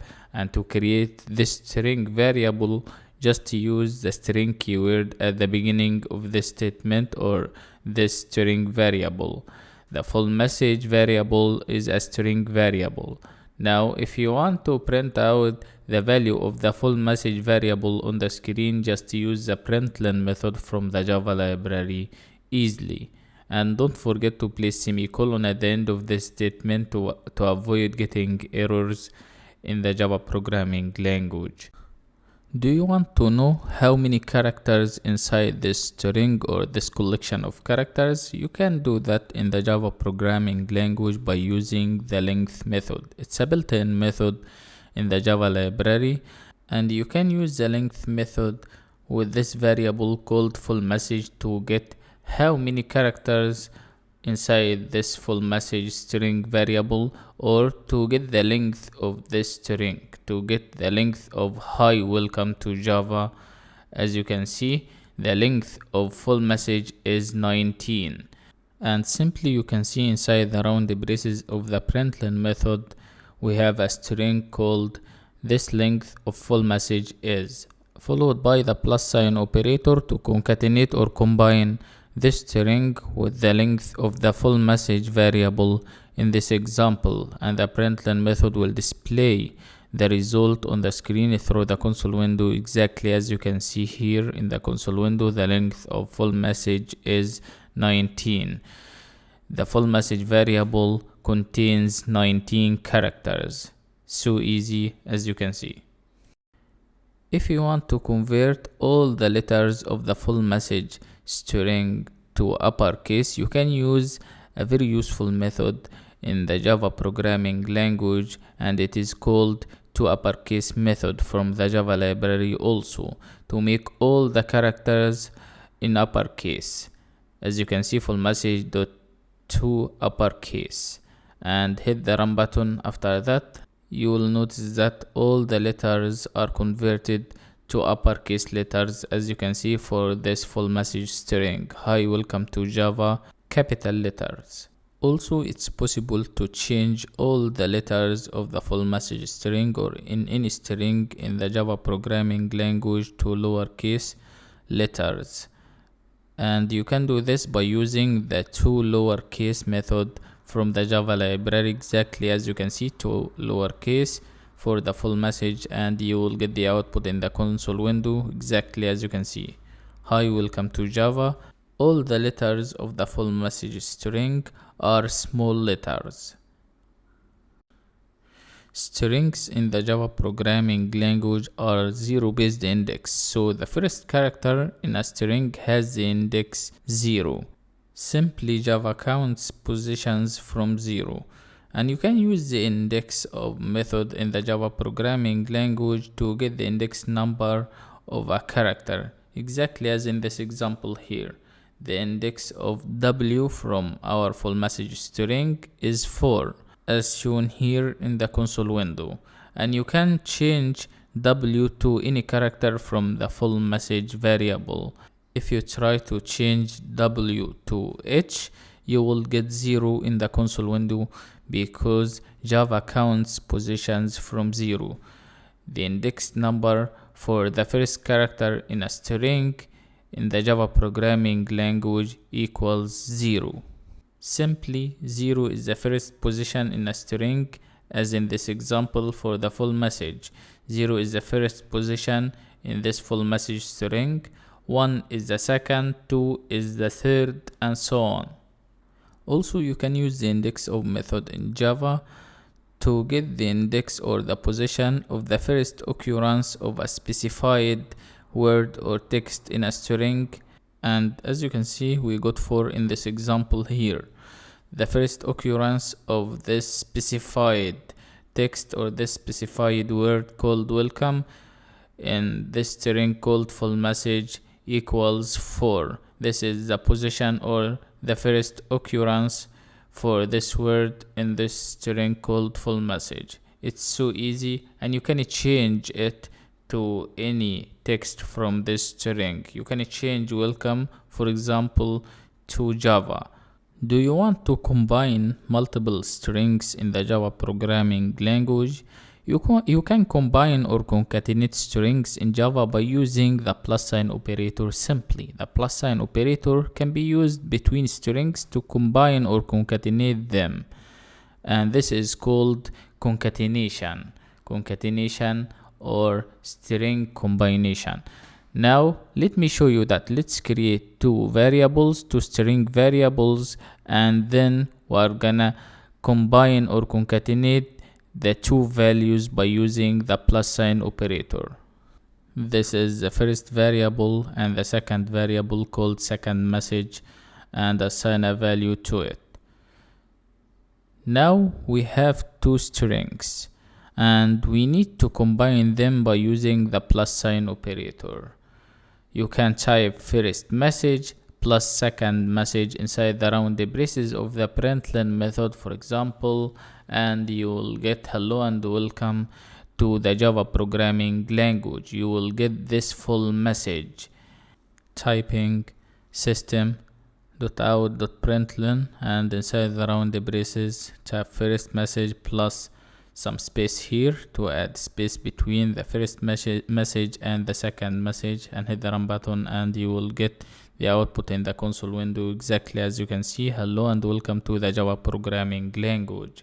The two strings are concatenated by using the plus sign operator. As you can see, we got the first message hello and welcome, then space by using plus an empty double quotes with space, plus the second message, which is to the Java programming language. You can create as many strings as you wish, and you can combine or concatenate them by using the same way, by using the plus sign operator. And the println method from the Java library, it is used to print out the full message on the screen, the output for this operation or the result for this operation through the console window. Also, there is another useful method to concatenate strings in the Java programming language. You can use the concat method to concatenate two strings or combine them, exactly as you can see. And after running the program, you will see the two strings are concatenated. First message.concat, and inside the round braces of the concat method, put the second string variable, which is the second message. And the println method will display the result in the console window, exactly as you can see in the console window. Hello and welcome to the Java programming language. And there is no space between welcome and the two keyword. We need to add space here.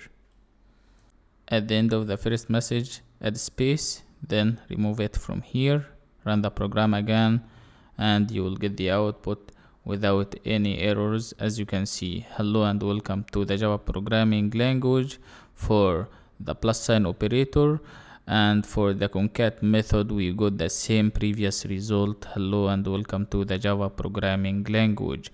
The two string variables are concatenated without any problems. For strings in the Java programming language, if you want to insert double quotes inside other double quotes, just use the / escape character to avoid getting errors in the console window, exactly as you can see. For the inner double quotes, just place / before each double quote, and this is to avoid getting errors in the output. One useful escape character for strings in the Java programming language to add new line is \n. You can add new line easily by using this escape character \n, exactly as you can see in this example. Once you run the program, you will get hello, Then after this you will see and welcome on the next line.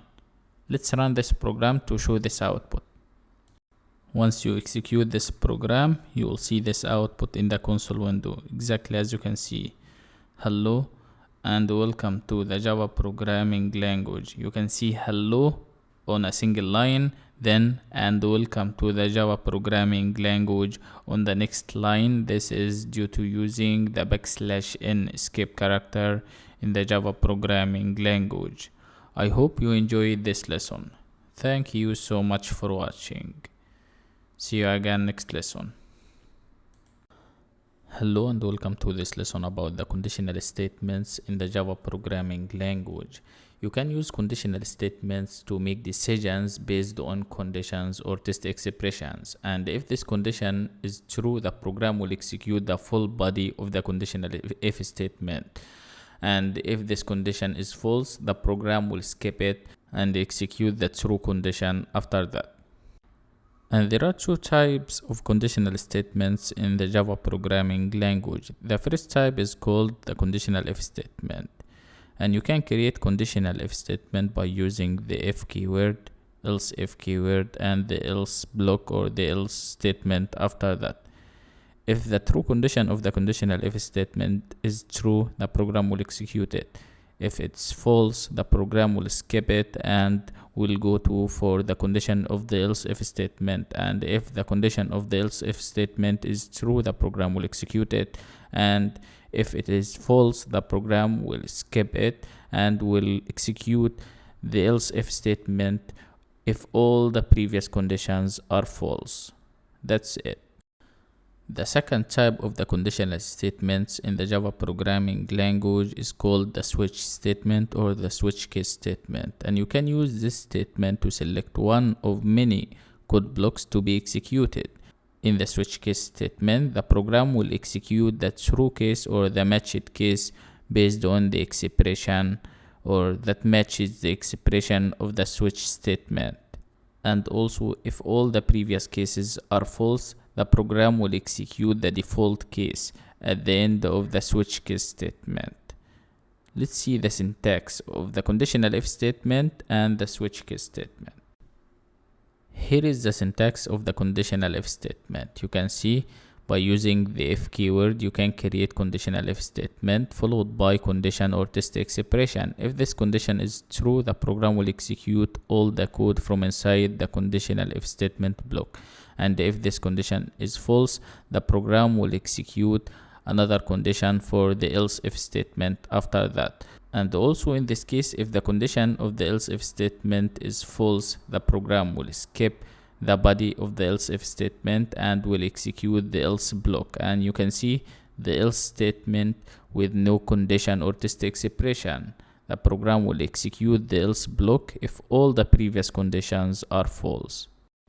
Next, here is the syntax of the switch case statement. You can see the switch keyword followed by the expression inside the round braces. And inside the block or the body of the conditional switch case statement, you can see the full body. The full body of the switch case statement also inside curly braces. You can see all the cases inside this body. If case X is true, the program will execute it and the break statement will break the program after that.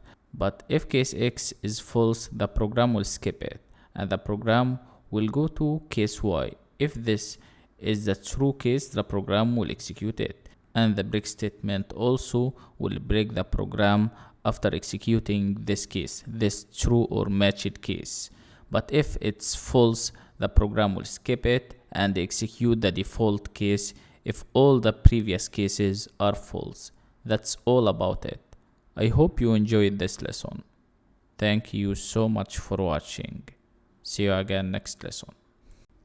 Hello and welcome to this lesson about the conditional statements in the Java programming language. We are gonna use if, else if, and else statements in the Java programming language to make decisions. You can use the conditional if statement to execute a block of code if a specified condition is true. Let me show you that in action. At the beginning, use the if keyword to create conditional if statement in Java. And after that, you can see inside round braces the condition. The condition in this case is true. And the println method inside the body of the conditional if statement. And you can see all the body of the conditional if statement is inside curly braces. The println method in this example to execute or to display this message, this is true. And because the condition of the conditional if statement in this case is true, the program will execute the full body of the conditional if statement. But if this condition is false, the program will skip the full body of the conditional if statement and you will see nothing in the output. But in this example here, you will get this is true message in the console window once you hit the run button to compile and run this program. Let's see this. Let's compile and run this program to show the result for this example. Once you execute this program, you will get this message inside the console window. This is true because the condition of the conditional if statement is true. You can use the conditional if statement in the Java programming language to specify a block of code to be executed if a specified condition is true, and this condition also is called test expression. If the test expression is true of the conditional if statement, the program will execute the body of the conditional if statement from inside the curly braces. And if the test expression is false, the program will skip the body and you will see nothing in the output for that conditional if statement. Let's change true to false to see what will happen here. You will see nothing in the output in that case.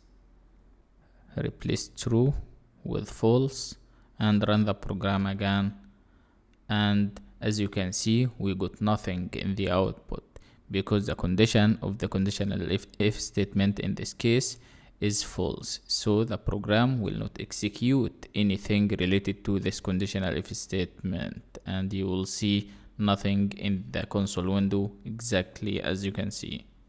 Let's try another one. The condition or the test expression for the conditional if statement can be comparison operation, and create two variables, two integer variables exactly as you can see, first value and second value, and there are integer numbers data type as you can see, and after that change this condition for the conditional if statement type first value is greater than second value. In this case, this condition is true, so the program will execute the body of the conditional if statement. So in this case, you will get this is true, the full message in the console window once you run this program. But if you change greater than to less than, you will get nothing in the console window because in that case, the condition or the test expression for the conditional if statement is false. But in this example here, we have here this condition is true. The result of first value is greater than second value is true as you can see. So you will get this is true, or any message or any code inside the curly braces of the conditional if statement will be executed once you hit the run button to compile and run this program. Let's compile and run this program again to show the output. Over here, hit the run button, and you can see inside the console window this is true because the condition or the test expression for the conditional if statement in this case is true. You can change it to see what will happen. You can change is greater than to less than or is equal to see what will happen. Let's change this message to another message to see the difference in the console window. Remove the string and type the first value is greater than the second value, and run the program again from over here from the run button, and you will see this new message in the console window. As you can see, the first value is greater than the second value or any string you type inside the round braces of the println method. This is what is inside the curly braces of the conditional if statement. You can add another condition for this conditional if statement by using the else if statement. You can use the else if statement simply to specify a new condition if the first condition we have here is false. Let's change the first condition, and after that, after the conditional if statement block, let's add the else if conditional statement block. You can take a look at this example here. We have changed the condition of the conditional if statement and type the second value is the biggest, say the curly braces of the conditional if statement, and you can take a look at the else if statement block, and inside it you can see the first value is greater than the second value inside the round braces of the println method. But take a look at the condition or the test expression for the else if statement. First value is greater than second value. This condition is true. This program will be executed from top to bottom. So the program will see the first condition, which is for the conditional if statement, and the conditional if statement condition in this case is false. First value is not less than second value, so the program will skip the conditional if statement body, and after that the condition of the else if statement is true.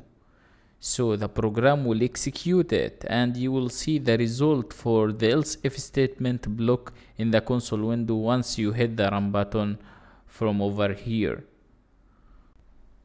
And after that you can see the output. The first value is greater than the second value in the console window.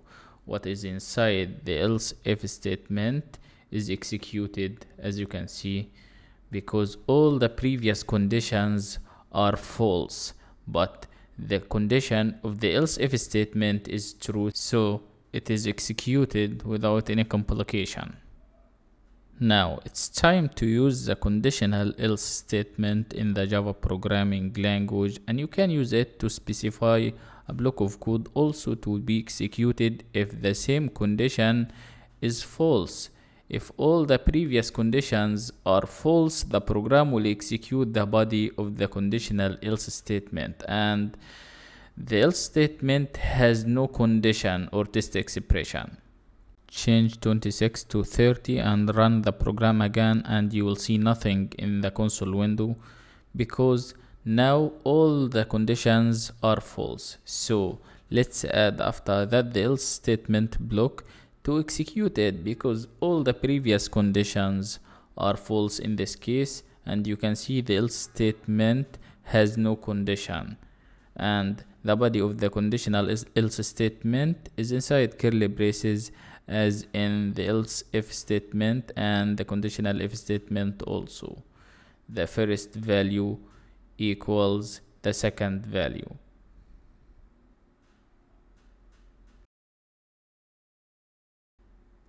Run the program again after that,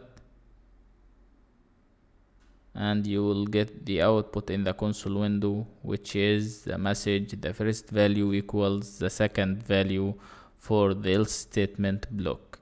It's so easy and so simple. As you can see, you can use the conditional if statements in the Java programming language to perform different actions for different decisions. You can make decisions easily based on conditions or test expressions, as in this example. Now let's talk about the ternary operator in the Java programming language, or shorthand if-else statement. You can create it in one line. You can create the conditional if statement in one line, and let me show you that in action.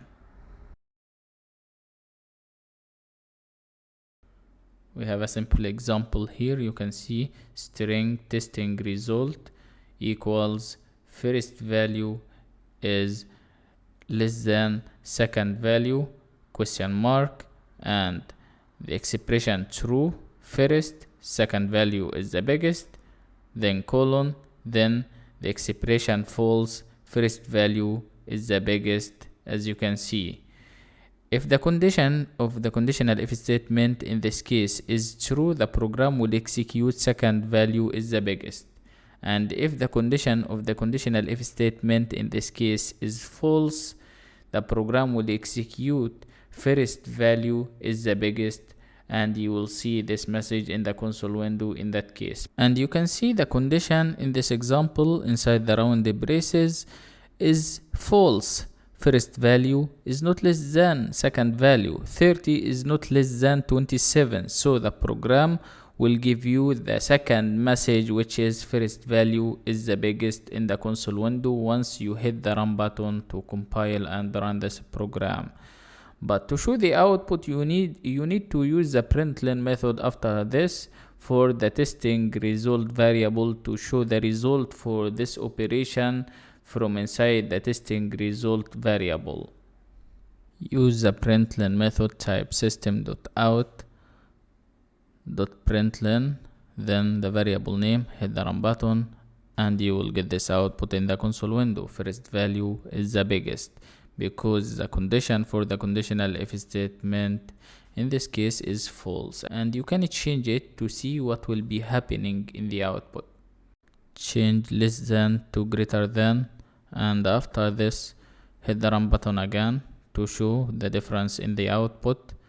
As you can see, we got second value is the biggest in this example here because the condition now is true. First value actually is greater than second value. 30 is greater than 27. So we got this message in the console window here. I hope you enjoyed this lesson. Thank you so much for watching. See you again next lesson. One way to execute specified block of code in the Java programming language is by using the switch case statement. You can use the switch statement to execute or to select one of many code blocks to be executed easily. Let me show you that in action. Let's use the switch statement to make decisions. At the beginning, place a comment, switch case to make decisions. This is a single line comment, and after that a variable, an integer variable called month. We are gonna use the value of this variable called month inside our switch case statement to select only one case that matches this value of this month variable. Let's start our switch case statement by using the switch keyword. Case 1,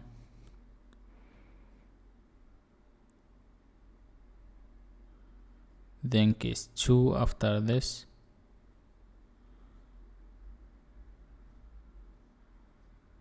case 3,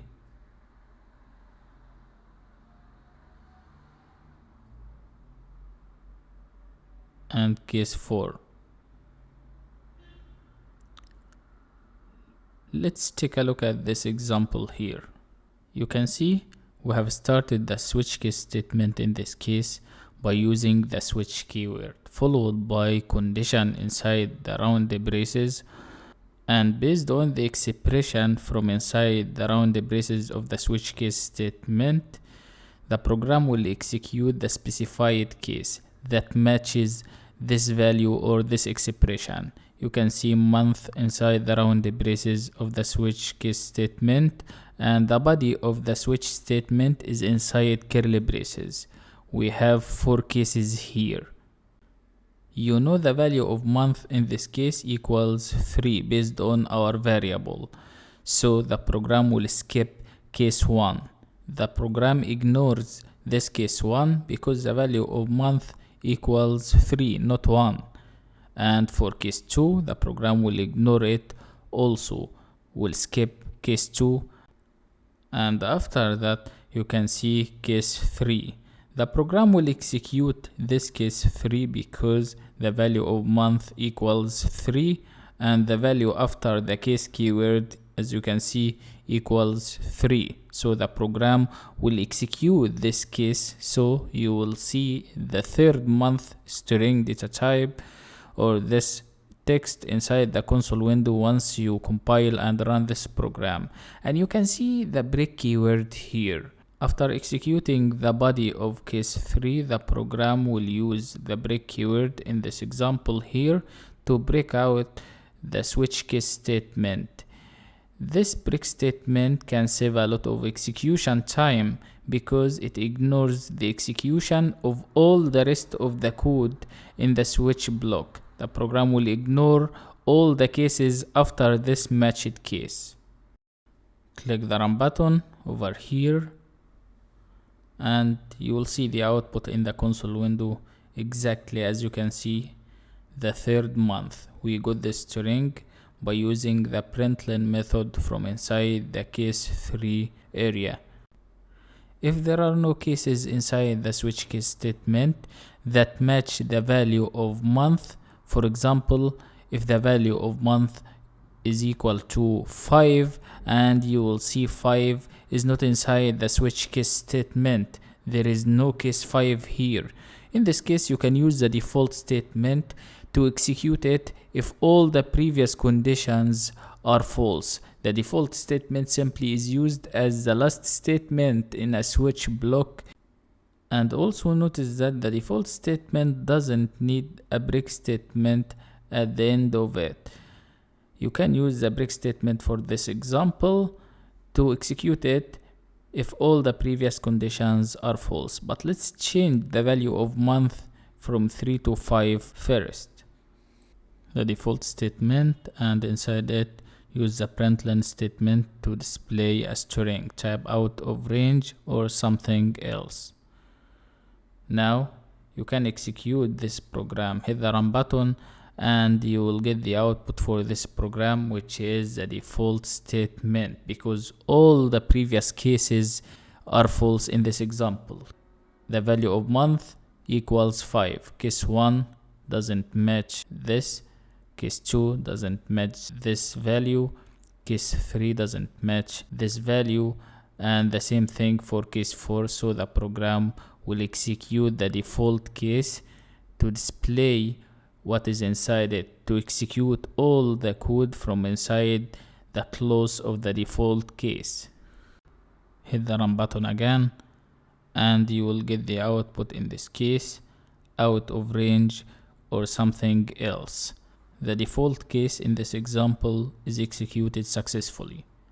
I hope you enjoyed this lesson. Thank you so much for watching. See you again next lesson. Hello and welcome to this lesson about loops in the Java programming language. What is the purpose of using loops in general? Loops can execute a block of code as long as a specified condition is reached.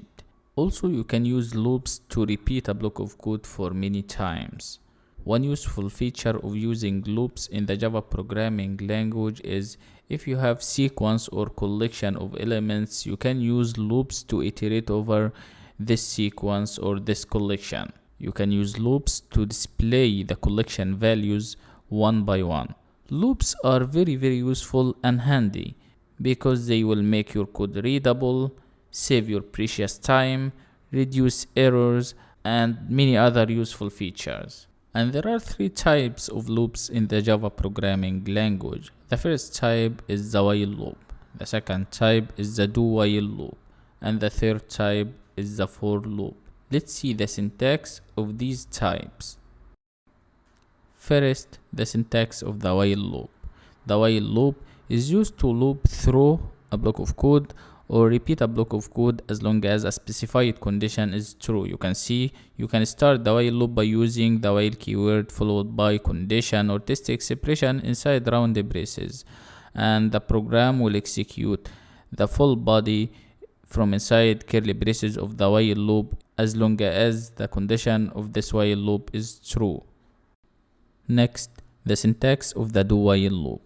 You can see by using the do keyword first followed by the block of the do while loop and the condition after the while keyword at the end of this loop. The do while loop is different from the while loop exactly as you can see because this loop will execute the code block once before checking if the condition is true. Then it will repeat the loop as long as the condition is true. So this do while loop will always be executed at least once, even if the condition is false, because the code block is executed before the condition is tested. The condition, as you can see, at the end of this loop after the while keyword. Next, the syntax of the for loop. You can see you can create the for loop by using the for keyword. And there are 3 statements inside the round braces in the for loop header, exactly as you can see. The first statement is executed one time before the execution of the code block. This statement for assigning a value to a variable. The second statement is used to define the condition for executing the code block and separate between statements using semicolon in the for loop header. And this is the condition of the for loop or test expression. The second statement in the for loop header is the condition or the test expression for that loop. The third statement is executed every time after the code block has been executed. And this statement is for incrementation or decrementation, to increase or decrease the value of that variable. And don't worry about that. I will show you all of this in action in this course by practical examples. And you can use the syntax of this for loop to execute a block of code for many times, or to iterate over collection of elements easily or collection of values. And I am gonna show you this in this course to master all these concepts. I hope you enjoyed this lesson. Thank you so much for watching. See you again next lesson. Hello and welcome to this lesson. In this lesson I will show you how to use the while loop in the Java programming language. You can use the while loop to execute a block of code as long as a specified condition is reached. You can use the while loop to repeat a block of code based on the test expression or the condition of the while loop. And you can create while loop by using the while keyword in the Java programming language. Let's take a simple example, and after that we are gonna explain each concept in this example. At the beginning, create an integer variable to use its value inside the condition or inside the test expression of the while loop. You can see this variable is called value entered, and its value is 0, an integer variable by using the int keyword.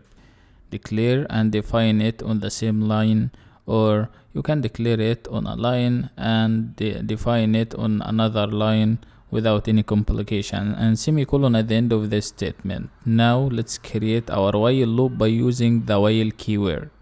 The while keyword followed by condition inside round braces. The while loop simply loops through this block of code as long as this specified condition is true. And you can see the body of the while loop in this example is inside curly braces. System.out.println to display the value of this variable, value entered, for each loop, and after that you can see value entered plus plus. Don't forget to place this to increase the value of the value entered variable used in the condition, otherwise the loop will never end. Don't forget to place this increment here, and due to using this incrementation here, you will see the first value is 0, then adding 1, the next one will be 1, then 2, then 3, and so on until reaching the last value, which is 7 for this loop based on the condition of the while loop here. 7 is less than 8, and the program will break before reaching 8 because 8 is not less than 8. So the last true value for this loop will be 7. Let's run this program after all of that to show the output through the console window. Once you hit the run button, you will get all the values here in the console window. As you can see, the while loop will run over and over again as long as the value entered variable is less than 8 in this example here. Try to change this condition to see what will happen. And now let's change the increment from value entered plus plus to value plus equals 2 to add 2 for each time instead of adding 1. First, let's change the value of the value entered variable to 10 instead of 0, and change this condition, for example, to 28, and value entered plus equals 2. As you can see, once you hit the run button, you will get all these values: 10, then adding 2, 12, 14, 16, 18, and so on until reaching the last value, which is 26 in this example. This is the last true value based on the condition of the while loop. Value entered is less than 28 in this example here, so 26 is the last value that will be printed because 26 is less than 28. That's all about it easily. Also in this lesson, I'll show you another type of loops in action in the Java programming language, and it is called the do-while loop. And you can use this loop to loop through a block of code or to repeat a block of code based on condition. And the do-while loop simply is a variant of the while loop. And you can use the do-while loop to execute the block of code once before checking if the condition or the test expression is true. Then it will repeat the loop as long as the test expression or the condition is true. To create do-while loop in the Java programming language, just use the do keyword, and after completing the body of the do keyword, use the while keyword followed by condition, and I'll show you that in action. We have an example here for using the do-while loop, and you can see we declared and defined the value entered variable, and its value is 10. This is an integer variable and its value is an integer data type, and semicolon at the end of the statement. After that, to create the do-while loop, we use the do keyword followed by the body of the do-while loop, or the do keyword here by using curly braces. This block of code for the do-while loop here will be executed once before checking if the condition is true. Then it will repeat the loop as long as the condition is true. And in this example here, the program will start from 10, and you can see in the console window the last true value is 17. 17 is less than 18, so we got it in the console window. And you can see inside the do-while block of code, we have the println method to display each true value for the value entered variable: 10, then 11, then 12, and so on.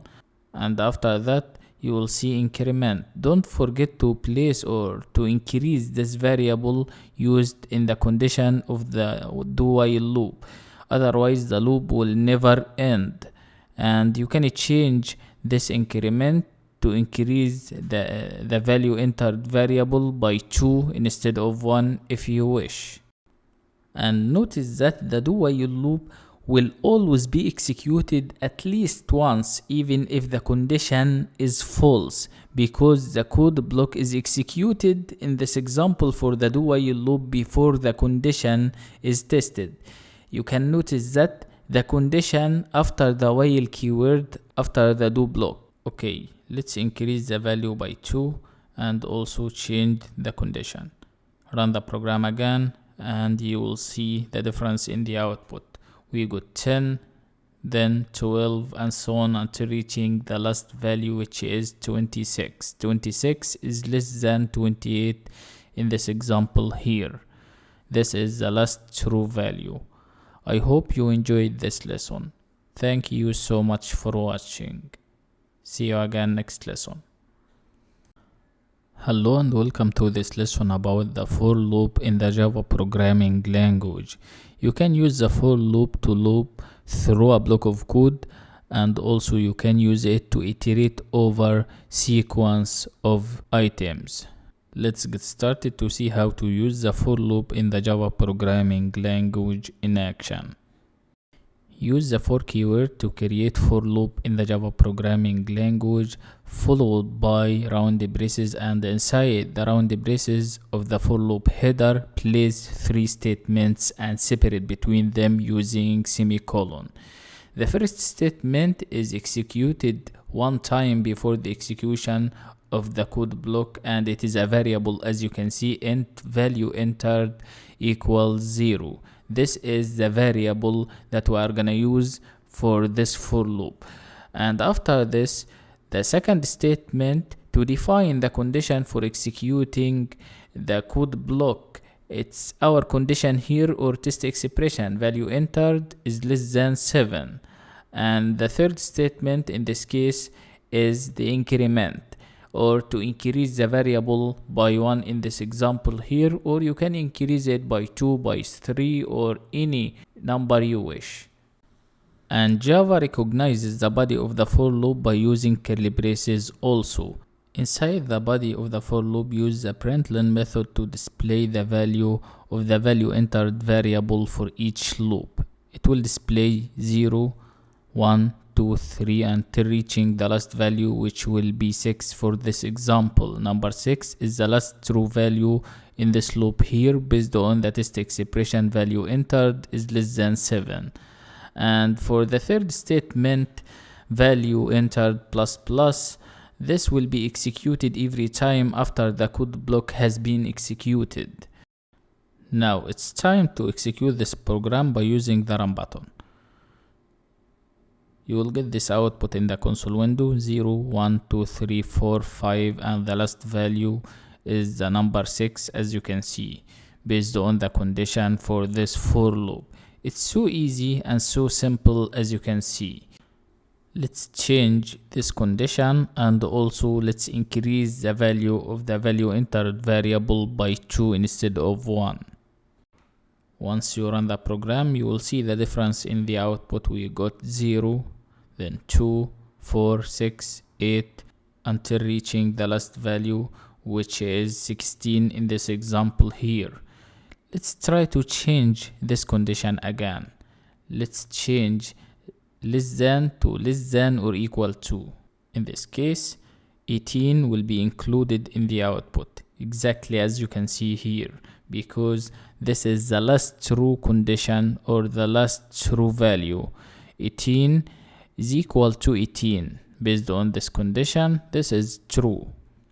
One useful feature of using the for loop in the Java programming language is to iterate over sequence of characters or sequence of elements. You can use the for loop to iterate over collection of elements easily. Let's take a simple example to see this. Let's place a comment, type iterate over collection of elements. Try to create an array of strings, and we are gonna use the for loop to iterate over all the elements of this string array. Its name, as you can see, is new fruits, and it has 3 items: apple, banana, and fig. Separate between them using comma. And in this course, we are gonna talk about arrays in detail to store many values in a single variable, a single special variable. After creating this array, you can use the for loop to iterate over all the elements of this array, or to display all the elements in the new fruits array, to display all the elements one by one. Use the for keyword to declare the for loop, and inside the round braces you can see string fruit, then colon new fruits, and the body of the for loop. After that, use the println method to display fruit. Fruit in this case here is a variable that represents the first element in this array, in this new fruits array. And after displaying the first element, the fruit string variable will represent the second item, which is banana, and so on for the last item, which is fig. And you can call this variable anything instead of fruit. You can call it item or element or any valid name, and follow the rules for naming variables here to call this variable. And the println method after that to display apple by using the fruit variable, then banana, and the last item, which is fig. The println method will display each item on a single line. Go ahead and run this program to show the output in the console window. As shown here in the console, we got apple, banana, and fig, exactly as you can see. And as we said previously, you can change this variable name to any valid name you wish, for example item, and change it inside the round braces of the println method. Run the program again and you will get the same previous output exactly as you can see. Try to create an array of integers and use the for loop after that to iterate over all the elements of that array. And you can use the same methodology we have here. I hope you enjoyed this lesson. Thank you so much for watching. See you again next lesson. Hello and welcome to this lesson about controlling loops in the Java programming language. In this lesson I will show you how to use two statements, the break statement and the continue statement. First, you can use the break statement to jump out of a loop or to break a loop. You can stop a loop based on a condition by using the break statement. For this loop here, let's use the break statement to break out this loop based on a condition, and we are gonna use the conditional if statement to do that. Let's get started. Use the if keyword to create conditional if statement, and the condition in this example value entered is equal to 10. And after that, inside the body of the conditional if statement, use the break statement to break out or jump out of this loop here. The break statement in this example will break the program before reaching 10. Before this loop reaches number 10, the program will break or will jump out of this loop. So in this case, the last value for this loop based on this condition and the break statement will be 8. Now we need to use the println method inside the for loop to display each value for this variable called value entered. Type in system.out.println value entered to print out the result for this operation or this loop on the screen. Now we need to hit the run button to show the output on the screen. You will see all the values from 0 to the last value, which is 8. After compiling and running the program, you will see this output in the console window exactly as you can see, from 0 to 8, and the value entered variable is increased by 2 based on our incrementation we have inside the round braces of the for loop header. The break statement in this example stops this loop before reaching 10. This is about the break statement. Now it's time to use the continue statement. Also, you can use the continue statement to break one iteration only, and will continue with the next iteration in the loop. Let me show you that in action. Let's change break to continue. And in this example, the program will skip this iteration, will skip 10, and will continue with the next iteration. So you will see 8, then 12. Instead of 8, 10, 12, you will get 8, then 12. The continue statement breaks one iteration only and will continue with the next iteration. Go ahead to compile and run the program again, and you will see this new output here, 8, then 12. The continue statement skips the current iteration based on the conditional if statement condition and continues with the next one, which is 12. It's so simple as you can see. I hope you enjoyed this lesson. Thank you so much for watching. See you again next lesson.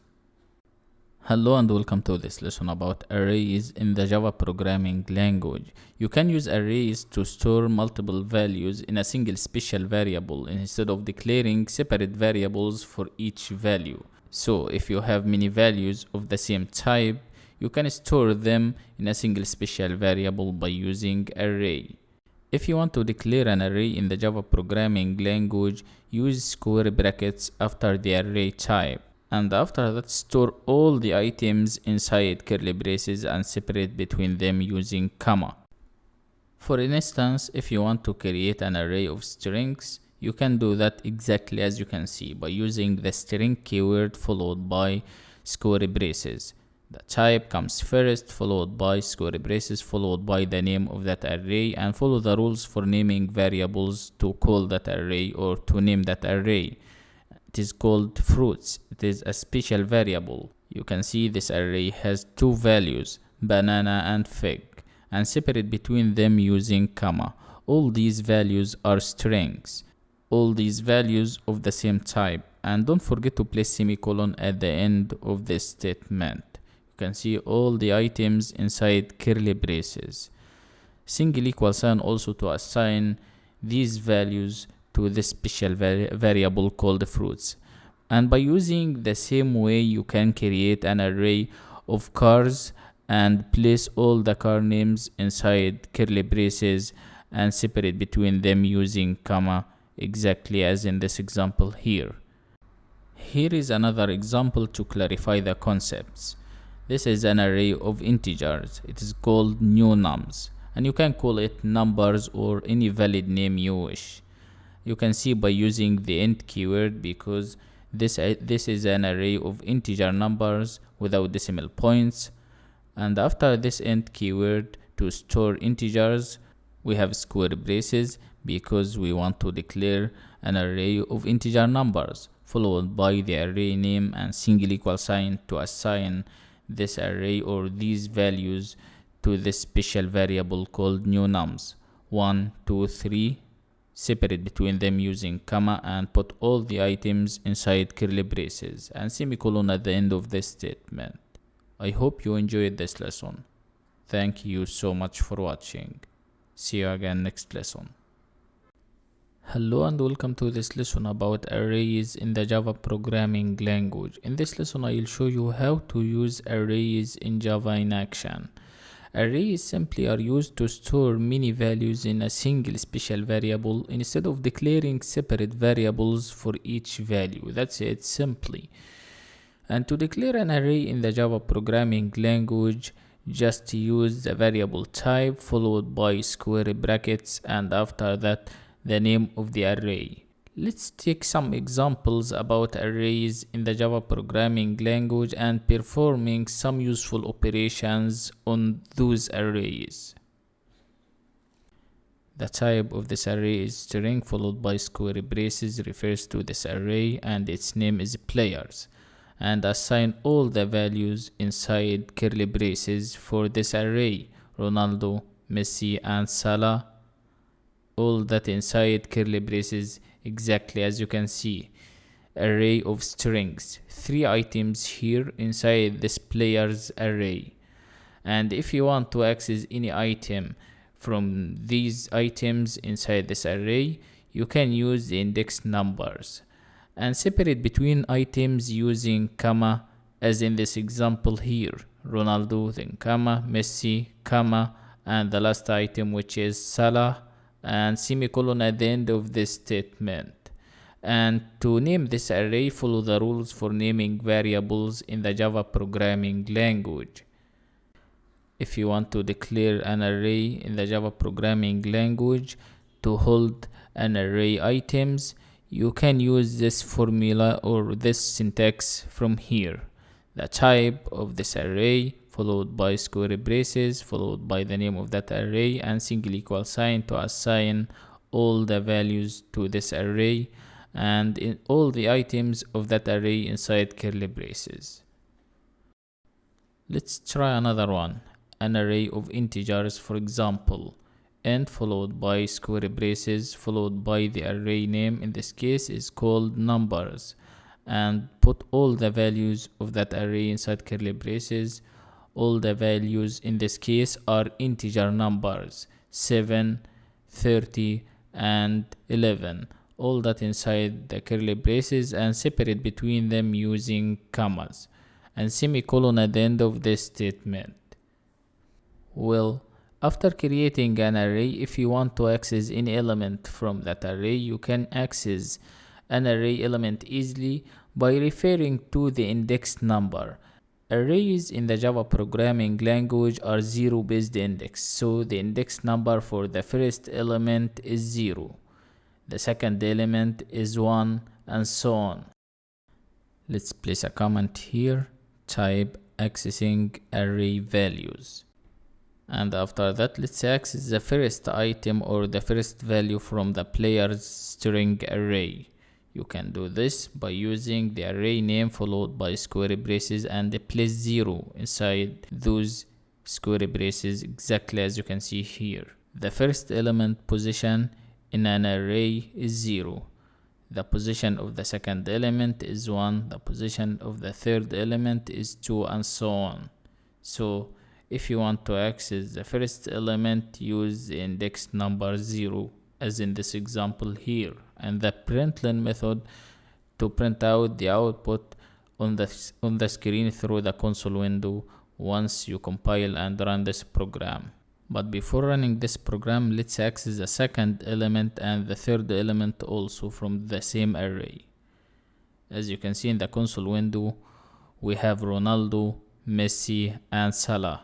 The first element, the second element, and the third element from the player's array. Also, if you want to change a value from an array, you can use the index number to do that. To change the value of a specified element or value from an array, you can refer to the index number. Let's change the first value from the player's array to Son instead of Ronaldo, and use the println method after that to display the new item or the first item from the player's array after this changing. Println players 0, then hit the run button after that. Voila, the first item from the player's array is changed from Ronaldo to Son, as you can see in the console window. And you can use the same methodology to change the value of any item or any value from that array or any array in the Java programming language. Use the index number to change any item, exactly as in this example here. Remove or comment this line and run the program again, and you will get the previous result before this changing. As you can see, we got Ronaldo. If you have an array in the Java programming language and you want to find out how many elements that array has, you can use the length property. You can use the length property after the array name followed by the dot notation to get the number of elements in that array. As in this example here for the players array, the number of elements in the players array is 3, and you can do the same thing for the numbers array. You will get 3 in the console window also. To iterate over an array element in the Java programming language, you can use the for loop, and with the for loop you can use the length property to specify how many times the loop should run. And we have an example here, the for loop int player equals 0, then the condition, and inside this condition you can see the length property. Player is less than players.length, and after that don't forget to increase the player variable with 1. Player square brackets player to display or to output all the elements in the players array. Player will represent the first element in the players array, then the second element, and the last element. This is a simple example for using the for loop to iterate over the players array elements and to display all of them one by one: Ronaldo, Messi, and Salah. Let's hit the run button to compile and run this program to show the results on the screen through the console window. hit the run button from over here, and you will get this output as shown here in the console window: Ronaldo, Messi, and Salah. Each value on a single line. This is due to using the println method. Also, there is another formula for using the for loop here in this example to iterate over the same players array. You can use the for each loop, and this is the syntax for using the for loop or the for each loop. For each player in the players array, and the println method to print out that player from the players array. And you can change the name of this variable called player to any valid name you wish. You can call it item or element or any valid name you wish, and follow the rules for naming variables in the Java programming language in this point. And don't forget to place the type before this variable name, string. Then you can use the run button to show the output for this program again. Once you hit the run button, you will get the same previous result as you can see: Ronaldo, Messi, and Salah. You can iterate over the array elements by using this for each loop. Do you want to create multidimensional array in the Java programming language? You can do this. You can create a two-dimensional array easily by adding each array within its own set of curly braces, as in this example here. This is a simple two-dimensional array. The first array has the index 0 and the second array has the index 1. Now let me show you how to use the index numbers to access an item or to access a value from this two-dimensional array. Create an integer variable to assign our operation to it. In this example we have here, we want to access the third element that has the index 2 from the second array that has the index 1 from the new numbers two-dimensional array. That's it, easily. Now if you want to get the output in the console window, you can use the println method, and inside the round braces of that method use the variable name targeted value. Just typing system.out.println, and inside the round braces type targeted value, and run the program after all of that, and you will get the output in the console window. As you can see, the third value in the second array is 60, and you can see this inside the new numbers two-dimensional array. It's so easy and so simple. Let's change this example, or change the index numbers to see the difference in the console window. Change 1 to 0 and 2 to 1. Now we want to access the second item from the first array, and you can see the output in the console window. The second item in the first array in this two-dimensional array is 20. The first item is 10 and the second item is 20, so we got 20 in the console window, exactly as you can see here.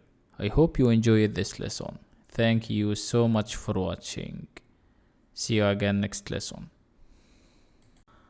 Hello and welcome to this lesson about methods or functions in the Java programming language. What is the meaning of a method? A method is a block of code which only runs when it is called, or a series of related statements, and you must call this method to make it works. Well, what is the purpose of using methods? We use methods in the Java programming language to perform different actions. Also, you can pass information into the method's body by using parameters, and you can declare as many parameters as you wish to pass information, to pass different data into the method's body, and I'll show you all of this in this course. Once you create a method in the Java programming language, you can call it for many times. You can call the same block of code for many times, and this will increase the reusability and it will save your precious time also. If you have a method and you want to return values from this method, you can use the return statement or keyword to return values back to the caller from this method. Inside the method's body, use the return keyword followed by the expression for this return statement.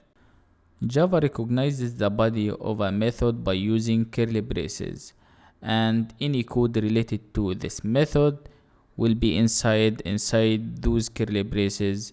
That's all about it. I hope you enjoyed this lesson. Thank you so much for watching.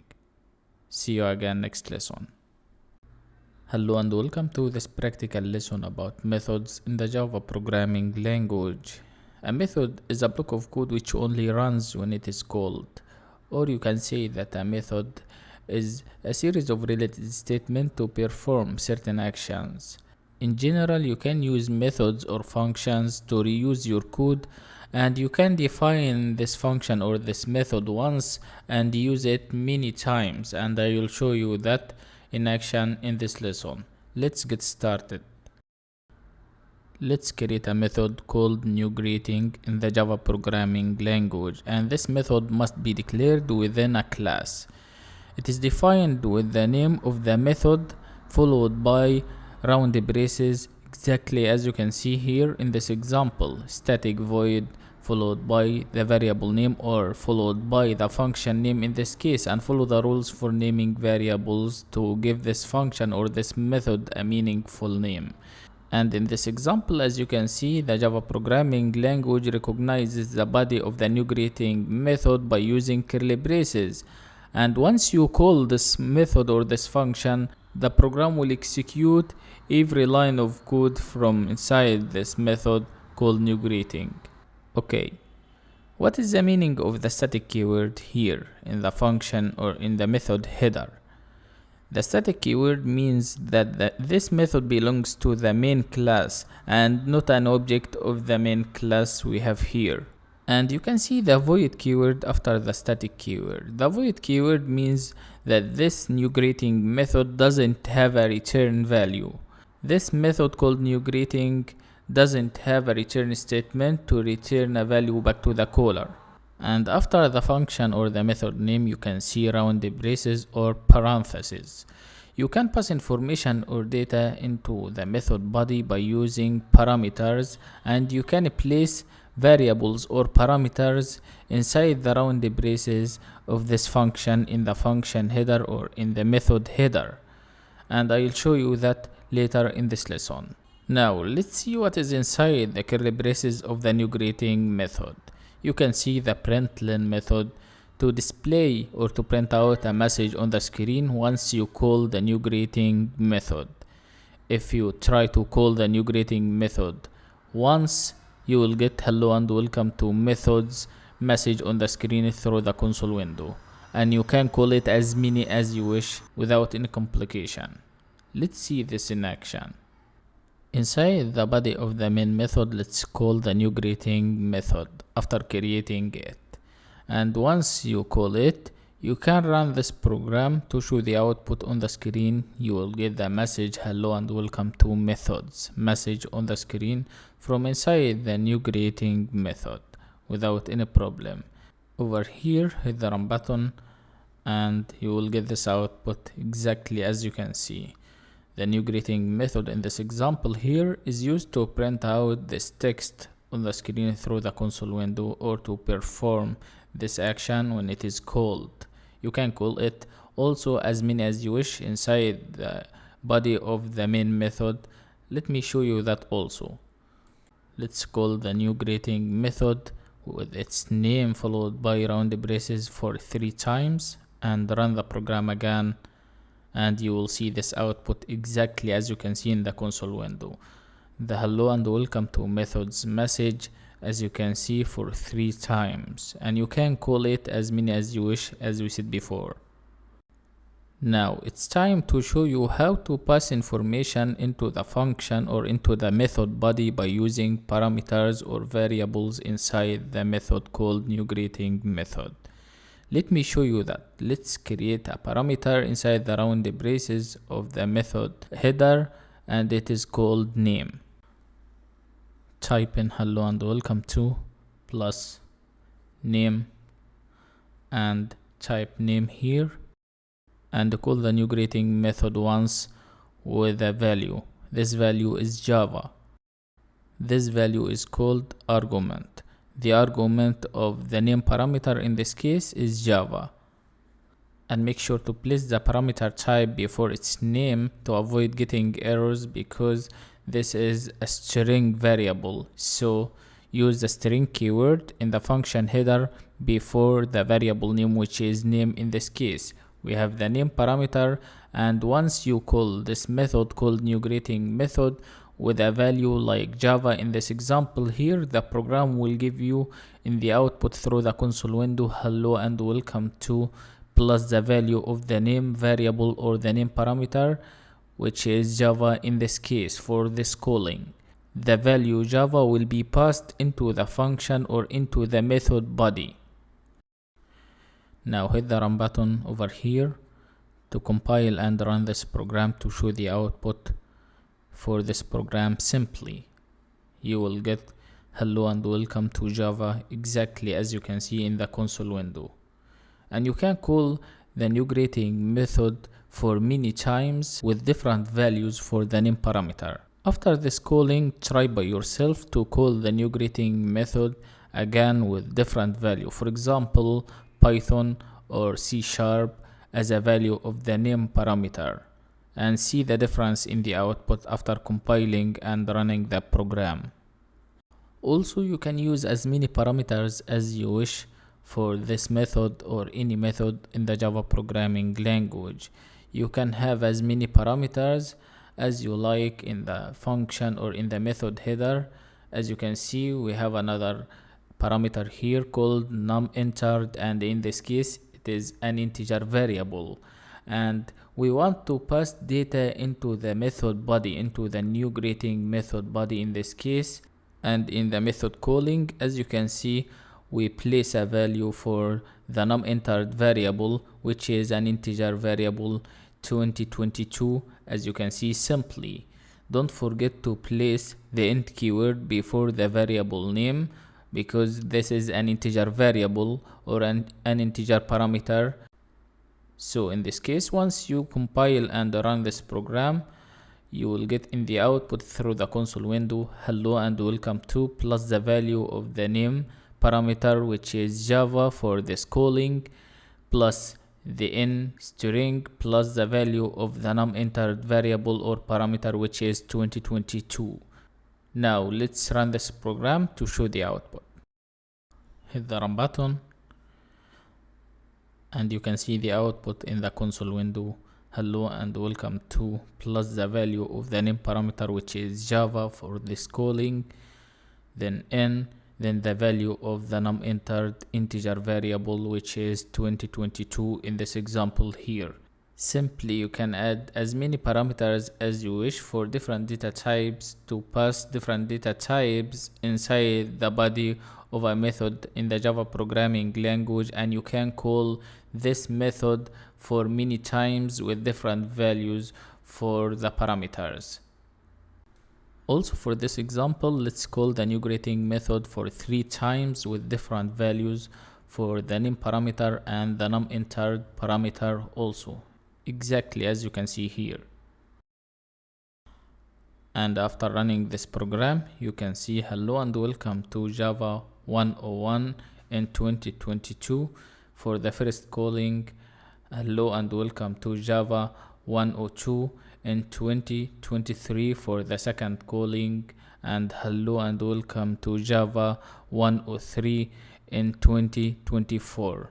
And you can call it as many as you wish, as you said before. That's all about it.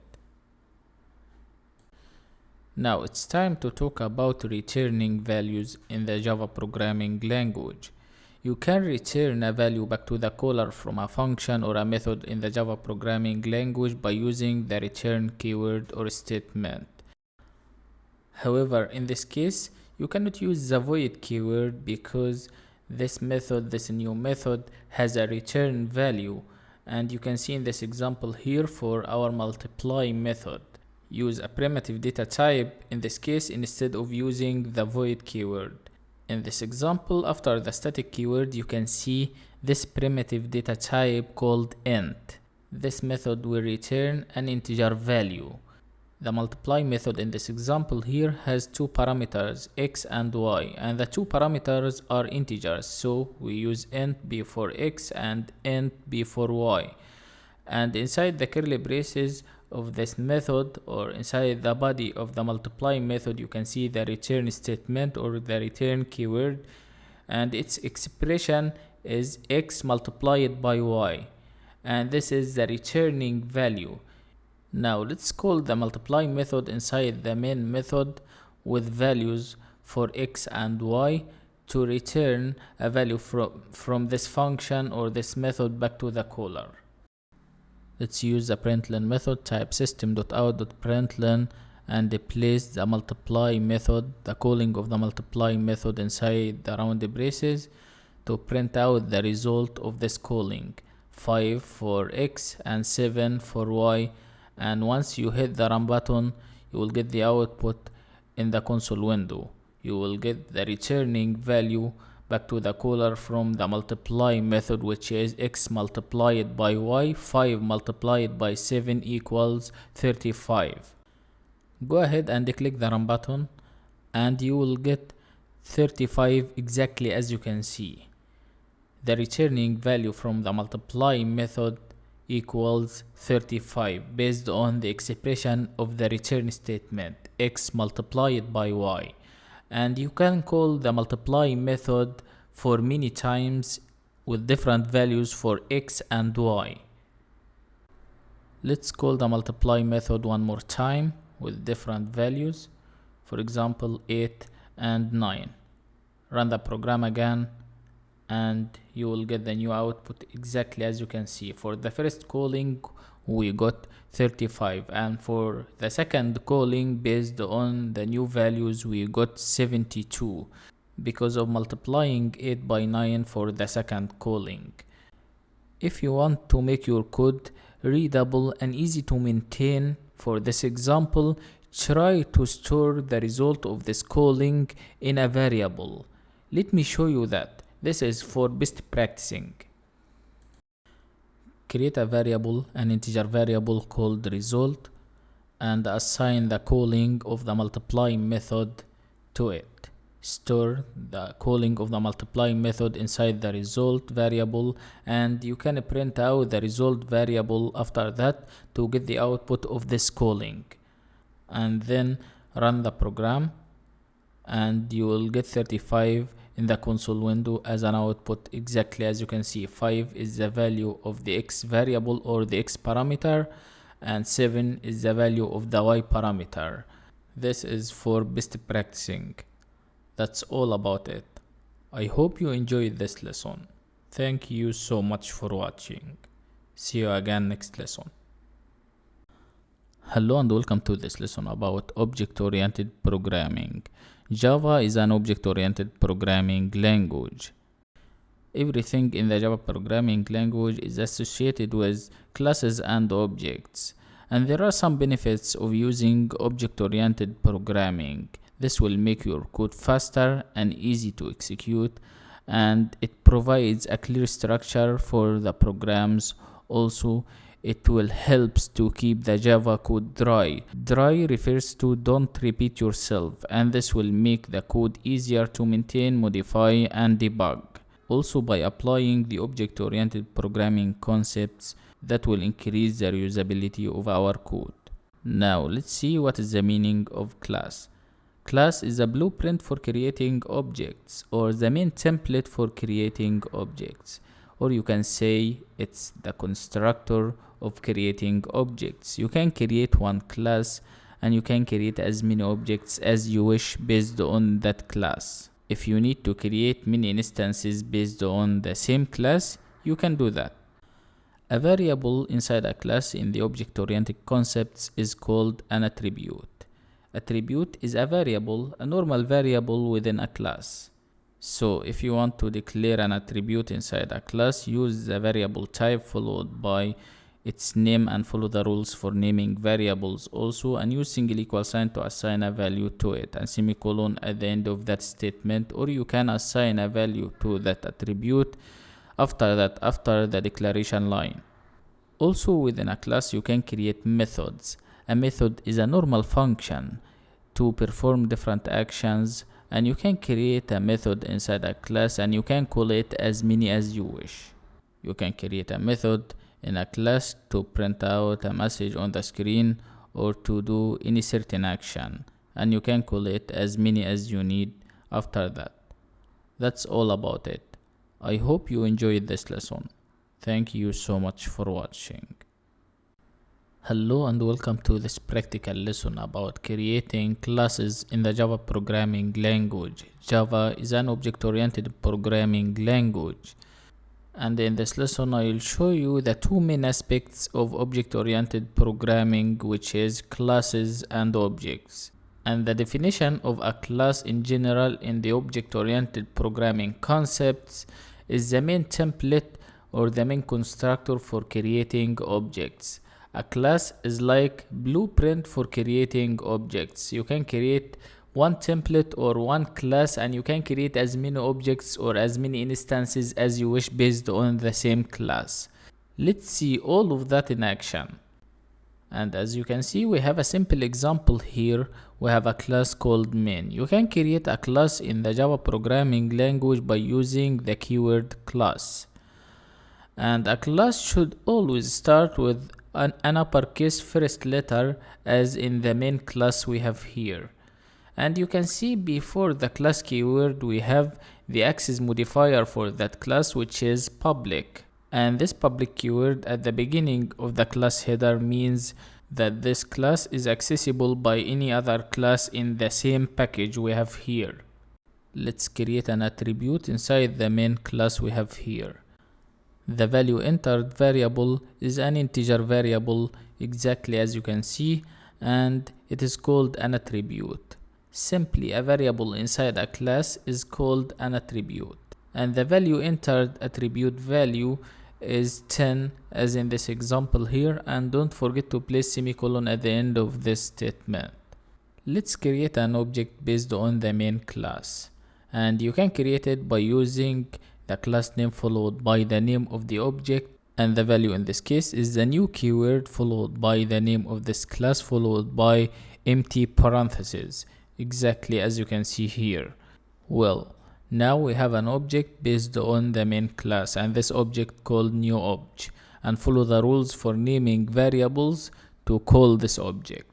Now you can access anything from the main class by using this object. For example, let's use the println method to display the value of the value entered attribute from the main class by using the new obj object. Just typing system.out.println new obj.value entered, and this will give you 10, the value of the value entered attribute from inside the main class based on this object here. The new object is based on the main class, so you can access the value of the attribute value entered from inside the main class by using this object we have created here. Now you can hit the run button to compile and run this program to get the output on the screen through the console window. Go ahead and hit the run button, and you will get the value of the value entered integer variable or attribute, as you can see in the console window. We have 10 as shown here. Also, you can create as many objects as you wish based on the main class. You can create multiple objects based on the same class called main. After creating new obj 1, try to create new obj 2, then new main. We have two objects here, new obj 1 and new obj 2, and you can create new obj 3 as you wish. And the same thing, as you can see, the println method to access the value entered variable to get its value. We have two println methods here, one for the new obj 1 dot value entered and one for the new obj 2 dot value entered. So you will get 10 then 10. The first 10 for the new obj1 and the second 10 for the new obj2. Now let's hit the run button to show the output. Click the run button over here.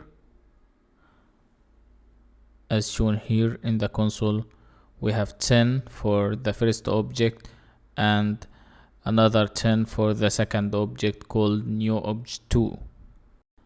Let's add another attribute inside the main class. This time it's a string variable or a string attribute called new text, and assign a value to this variable. The new text variable stores Java is powerful, this message or this string collection of characters in between double quotes and semicolon at the end of the statement. Now let's use the two objects to access the value of the new text from inside the main class. Let's use the println method twice again to access the value of the new text variable or attribute by using the new obj1 and the new obj2, and after that hit the run button to show the output. As you can see, Java is powerful. This is based on the first object called new obj1, and we got the same result for the second object new obj2. Now let me tell you one useful feature of using the object-oriented concepts in the Java programming language.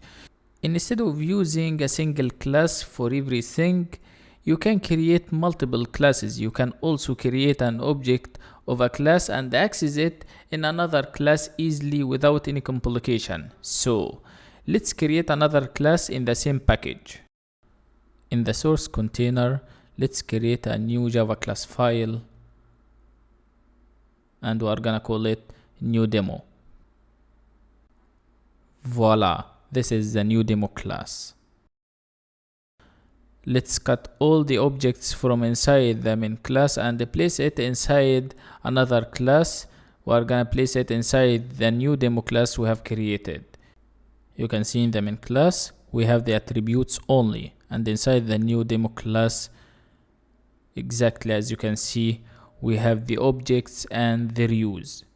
And you can create as many objects as you wish here inside the new demo class in the same package of the main class. Based on the main class, you can create another object here. For example, try by yourself to create a new object 3 here based on the main class from the same package. The main class in this example can contain attributes and methods, while the new demo class holds the main method to execute the code of the objects exactly as you can see. Go to the main class again and change the value of the value entered and the value of the new text attributes. Exactly as you can see, the value of the value entered attribute is 15 instead of 10, and the value of the new text string variable is Java is powerful and fun. And you can create as many attributes as you wish to access them by using objects in another class. Now let's go ahead to execute the new demo class to show the output through the console window. Exactly as you can see, we got 15, then 15 for the second object. Java is powerful and fun based on the new obj1, and another one, Java is powerful and fun based on the new obj2. It's so easy and so simple. Well, now let's put everything again inside the main class to talk about another useful concept. After creating attributes inside a class in the Java programming language, you can use objects to modify the values of these attributes. Let's see this. Let's use an object to modify the value of an attribute from the main class. We have two objects based on the main class, but in this example here, we have used only the new obj1 to change the value of the value entered attribute to 20 and the value of the new text attribute to a new skill instead of the old text or the old string inside the main class. You can see the old integer is 10 from inside the main class and the old string is Java is powerful. Now if you want to access the value of the value entered variable or attribute based on the new obj1, you will get 20. And if you want to access the value of the value entered variable based on the new obj2, you will get 15, because this changing is inside the new obj1 object only, not inside the new obj2. And the same thing for the second attribute called new text. If you want to use the new obj1 object to access the value of the new text variable or attribute, you will get a new skill. And if you want to use the new obj2 object to access the value of the new text attribute, you will get the old value from inside the main class. Go ahead and hit the run button, and you will see the output in the console window, exactly as you can see. New obj1.value entered equals 20. New obj2.value entered equals 10. For new obj1.newText, we got a new skill. For new obj2.newText, we got Java is powerful. It's so easy. I hope you enjoyed this lesson. Thank you so much for watching. See you again next lesson. Hello and welcome to this lesson about constructors in the Java programming language. What is the meaning of a constructor? A constructor is a special function or method inside a class to initialize objects. And you can use it also to initialize or to set values for object attributes. Also, if you have attributes inside a class, you can create a constructor to set values for those attributes easily. In this example here, we declared two attributes with no values at all. You can see player num, this is an integer attribute or an integer variable inside the main class, and the second one is called player name. This is a string variable or a string attribute. After that, and inside the main class, we are gonna create a constructor method to initialize values for these two attributes. Let's create a constructor called main. The constructor name must match the class name, and it cannot have a return value like the void keyword or anything like this. The constructor method in this example is called main, and this is the same name of the class called main. And it has two parameters, number and name, to pass information into the function or into the constructor body. And you can take a look at the body of the main method. Player num equals number and the player name equals name. The value of the player num integer attribute equals number, and the value of the player name string attribute equals name. In this example, the constructor parameters is used to initialize the two attributes of the main class. After all of that, if you want to call the constructor method called main in this example here, you can do that easily by creating object, and you can create as many objects as you wish.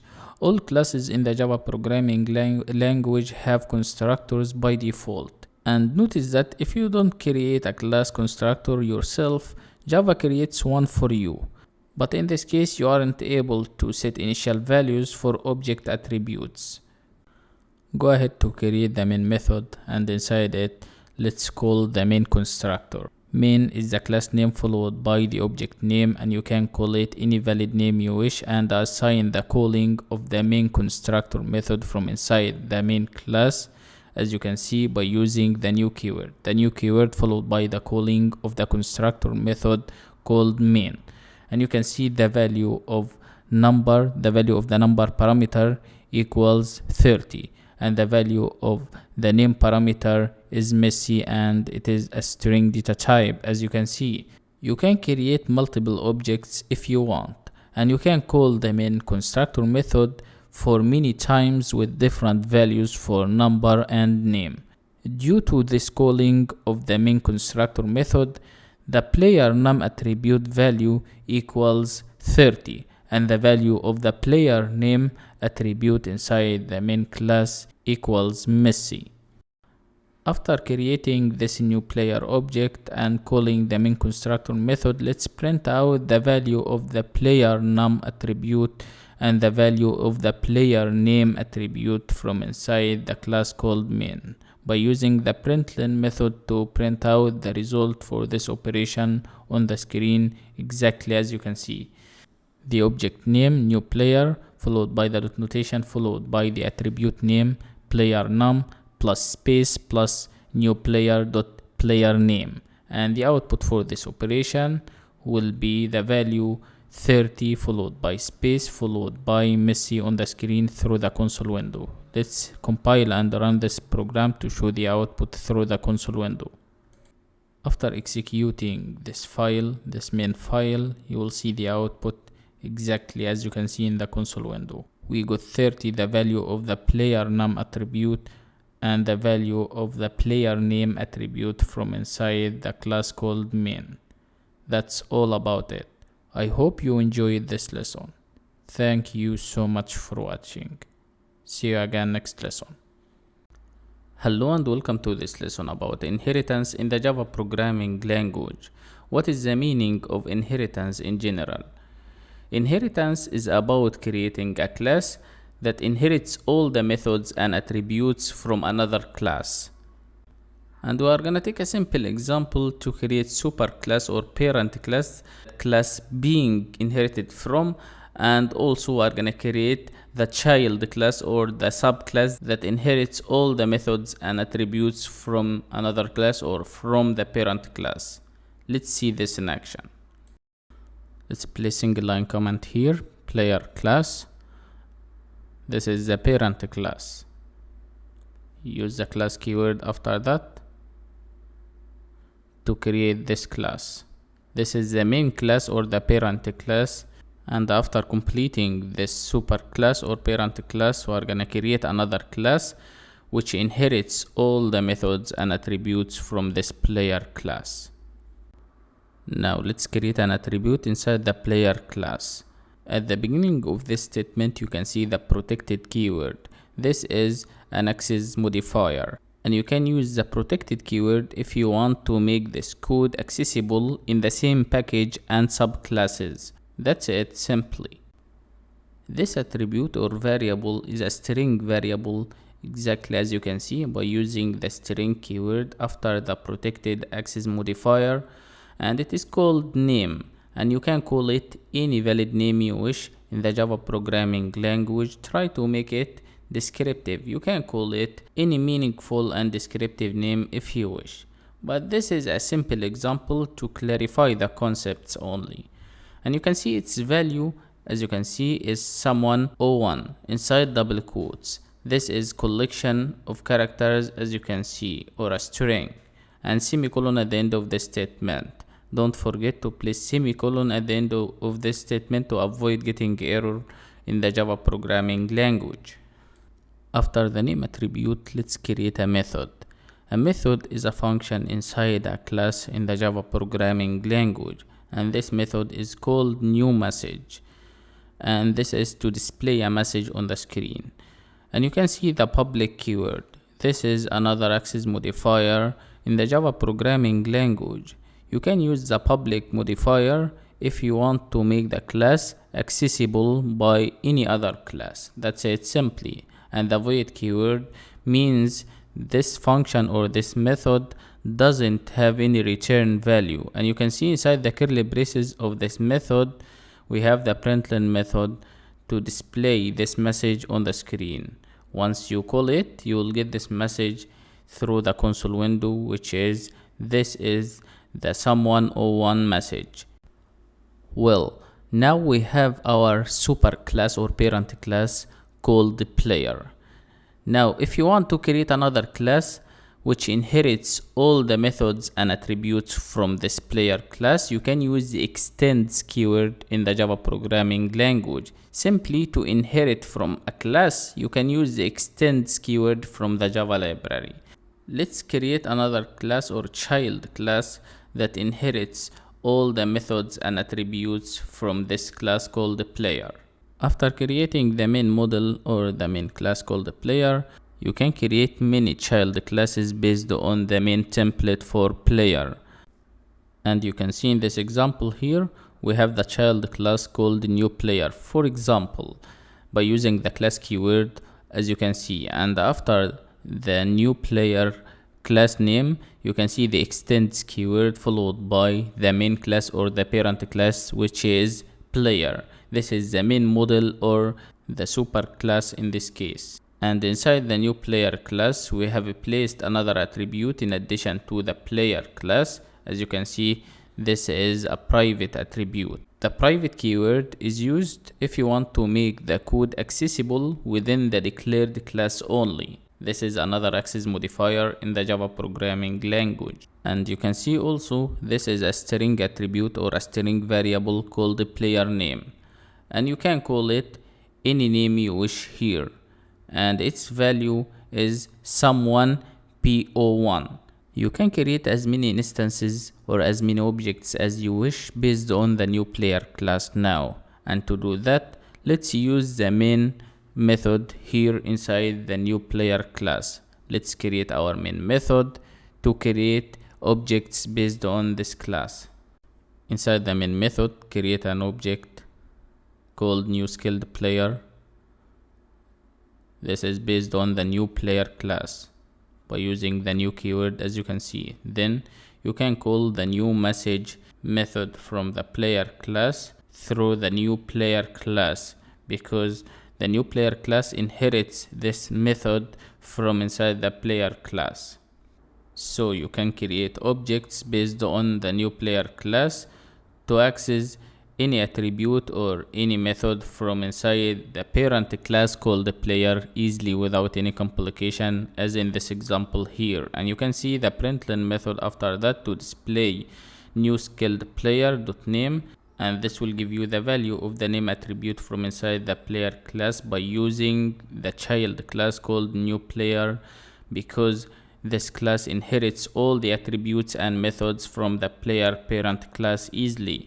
Also, you can see inside the round braces of the println method after new skilled player.name, we have some spaces. By using double quotes, you can add a space between the value of the name variable or attribute and the value of the player name variable or attribute from inside the new player subclass easily. So if you try to compile and run this program, you will get the output of calling the new message method, which is this is the someone01 message string on the screen, followed by the value of the name attribute, followed by the value of the player name attribute. Let's see this.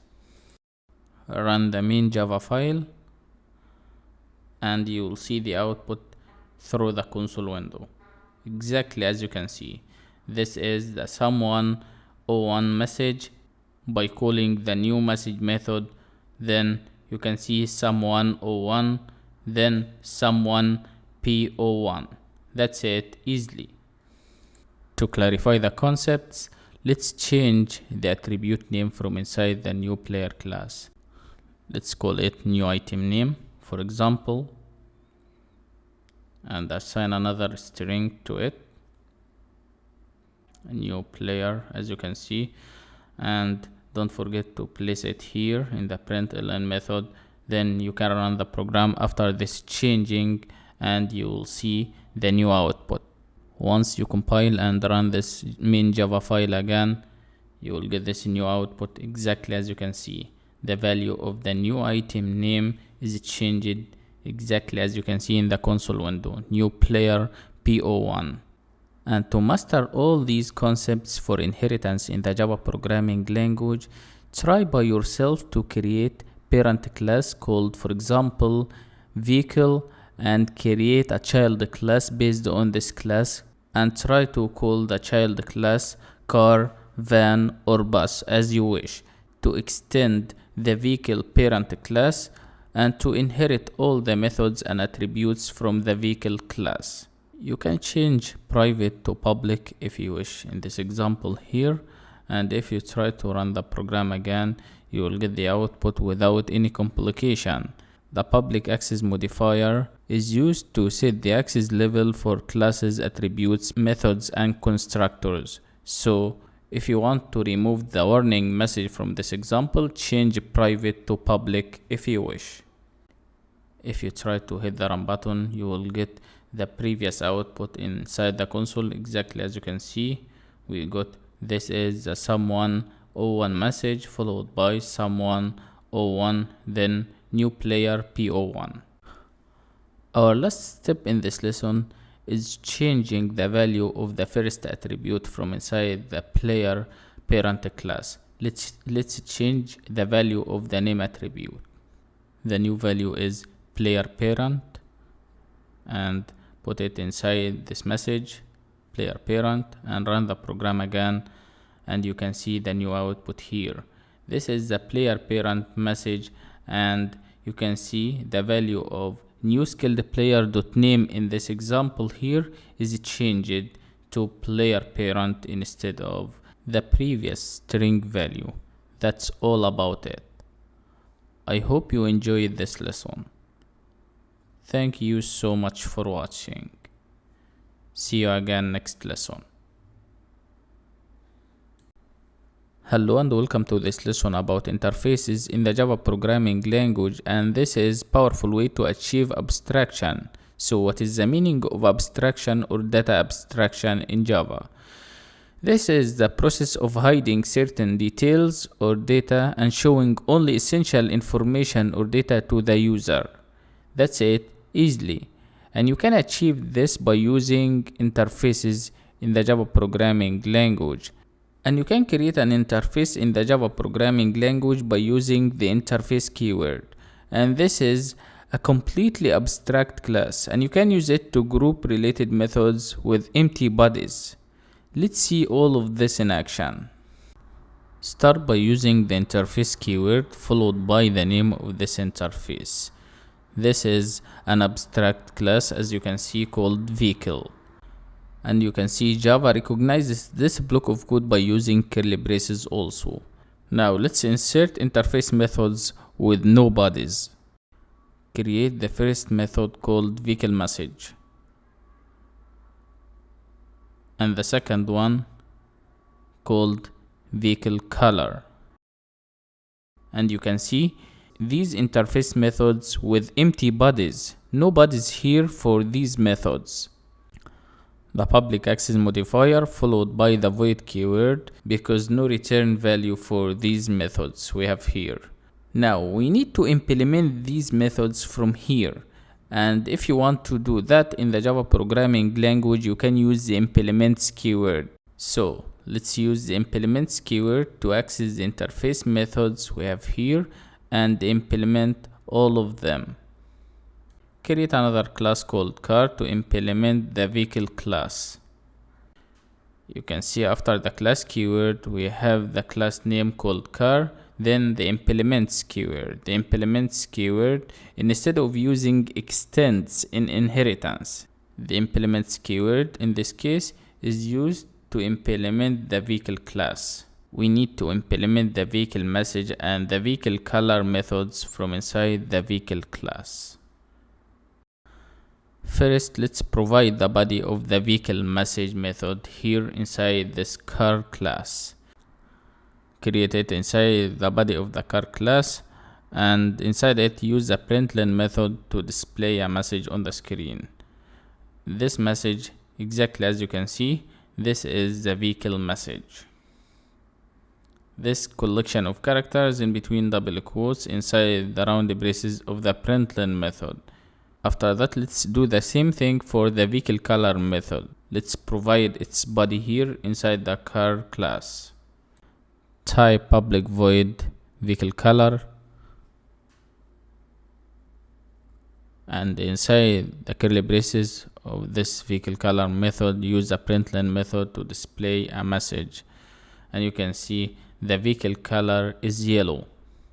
Now we have two classes, the interface class called vehicle, and for implementing the vehicle class we have created the car class.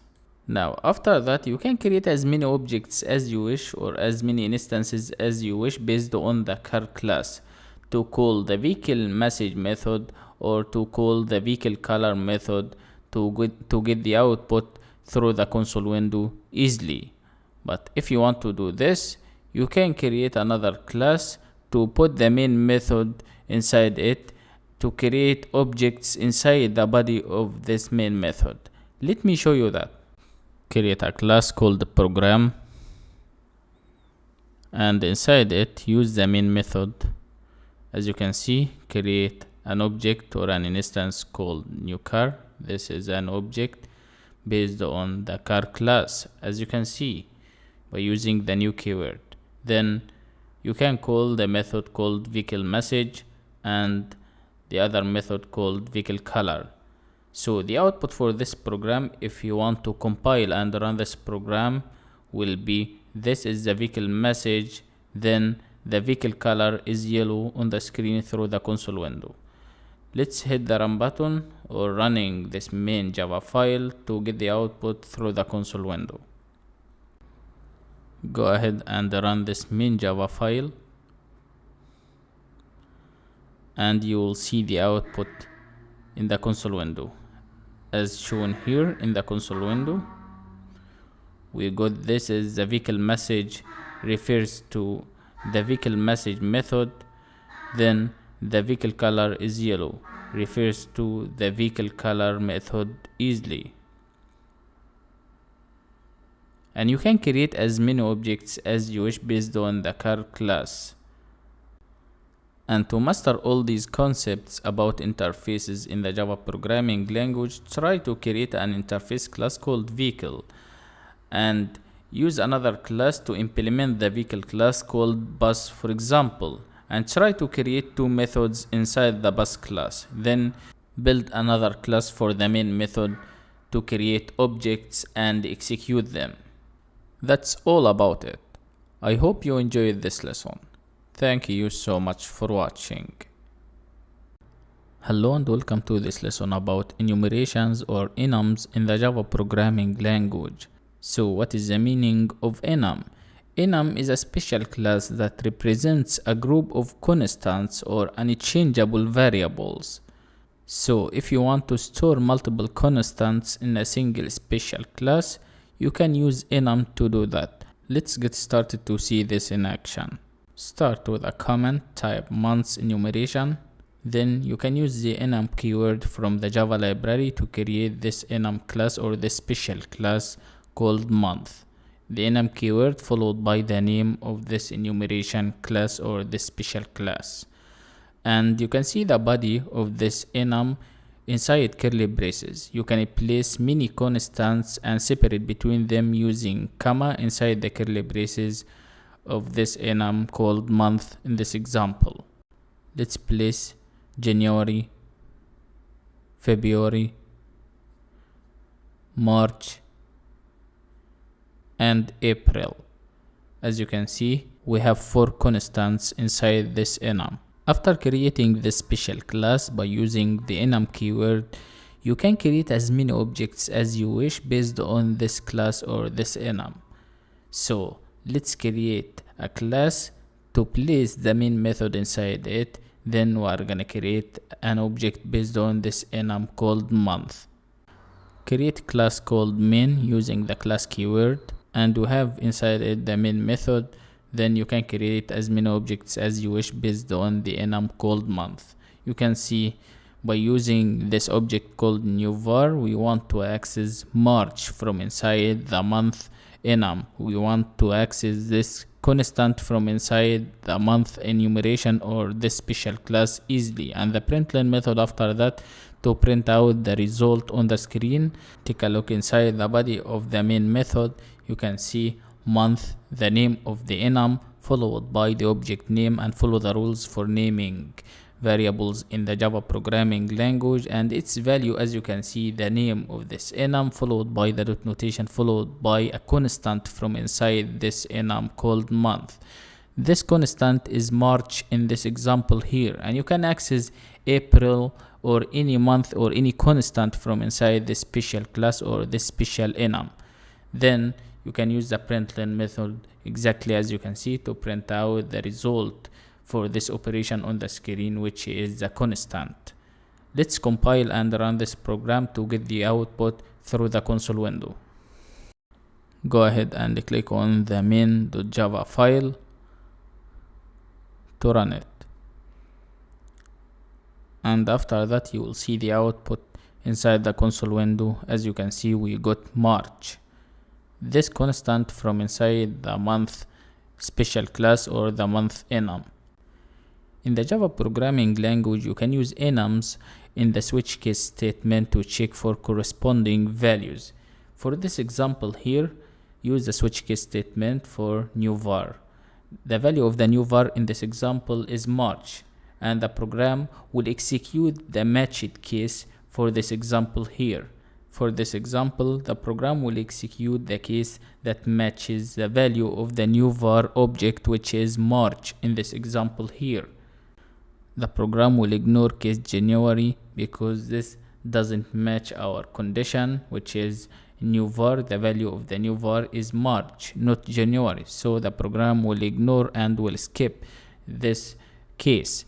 So for the case February, the program will ignore it also because this doesn't match our condition, which is March. And the program will execute the March case to print out this is March message or string on the screen, and the break statement after that to break or to stop our program after printing or after executing this case easily. The program will stop after this case called March and will not reach the last case, which is April. That's all about it. Let's hit the run button over here to show the output for this program. As shown here in the console window, we got this is March from inside case March inside the switch case statement, because the value of the new var object in this example is March from inside the month enum. Let's replace March with another constant from inside the month enum, for example February, and hit the run button again, and you will see the difference in the output. In this case February from inside the switch case statement is executed, and the break keyword breaks the program after this. That's all about it. I hope you enjoyed this lesson. Thank you so much for watching.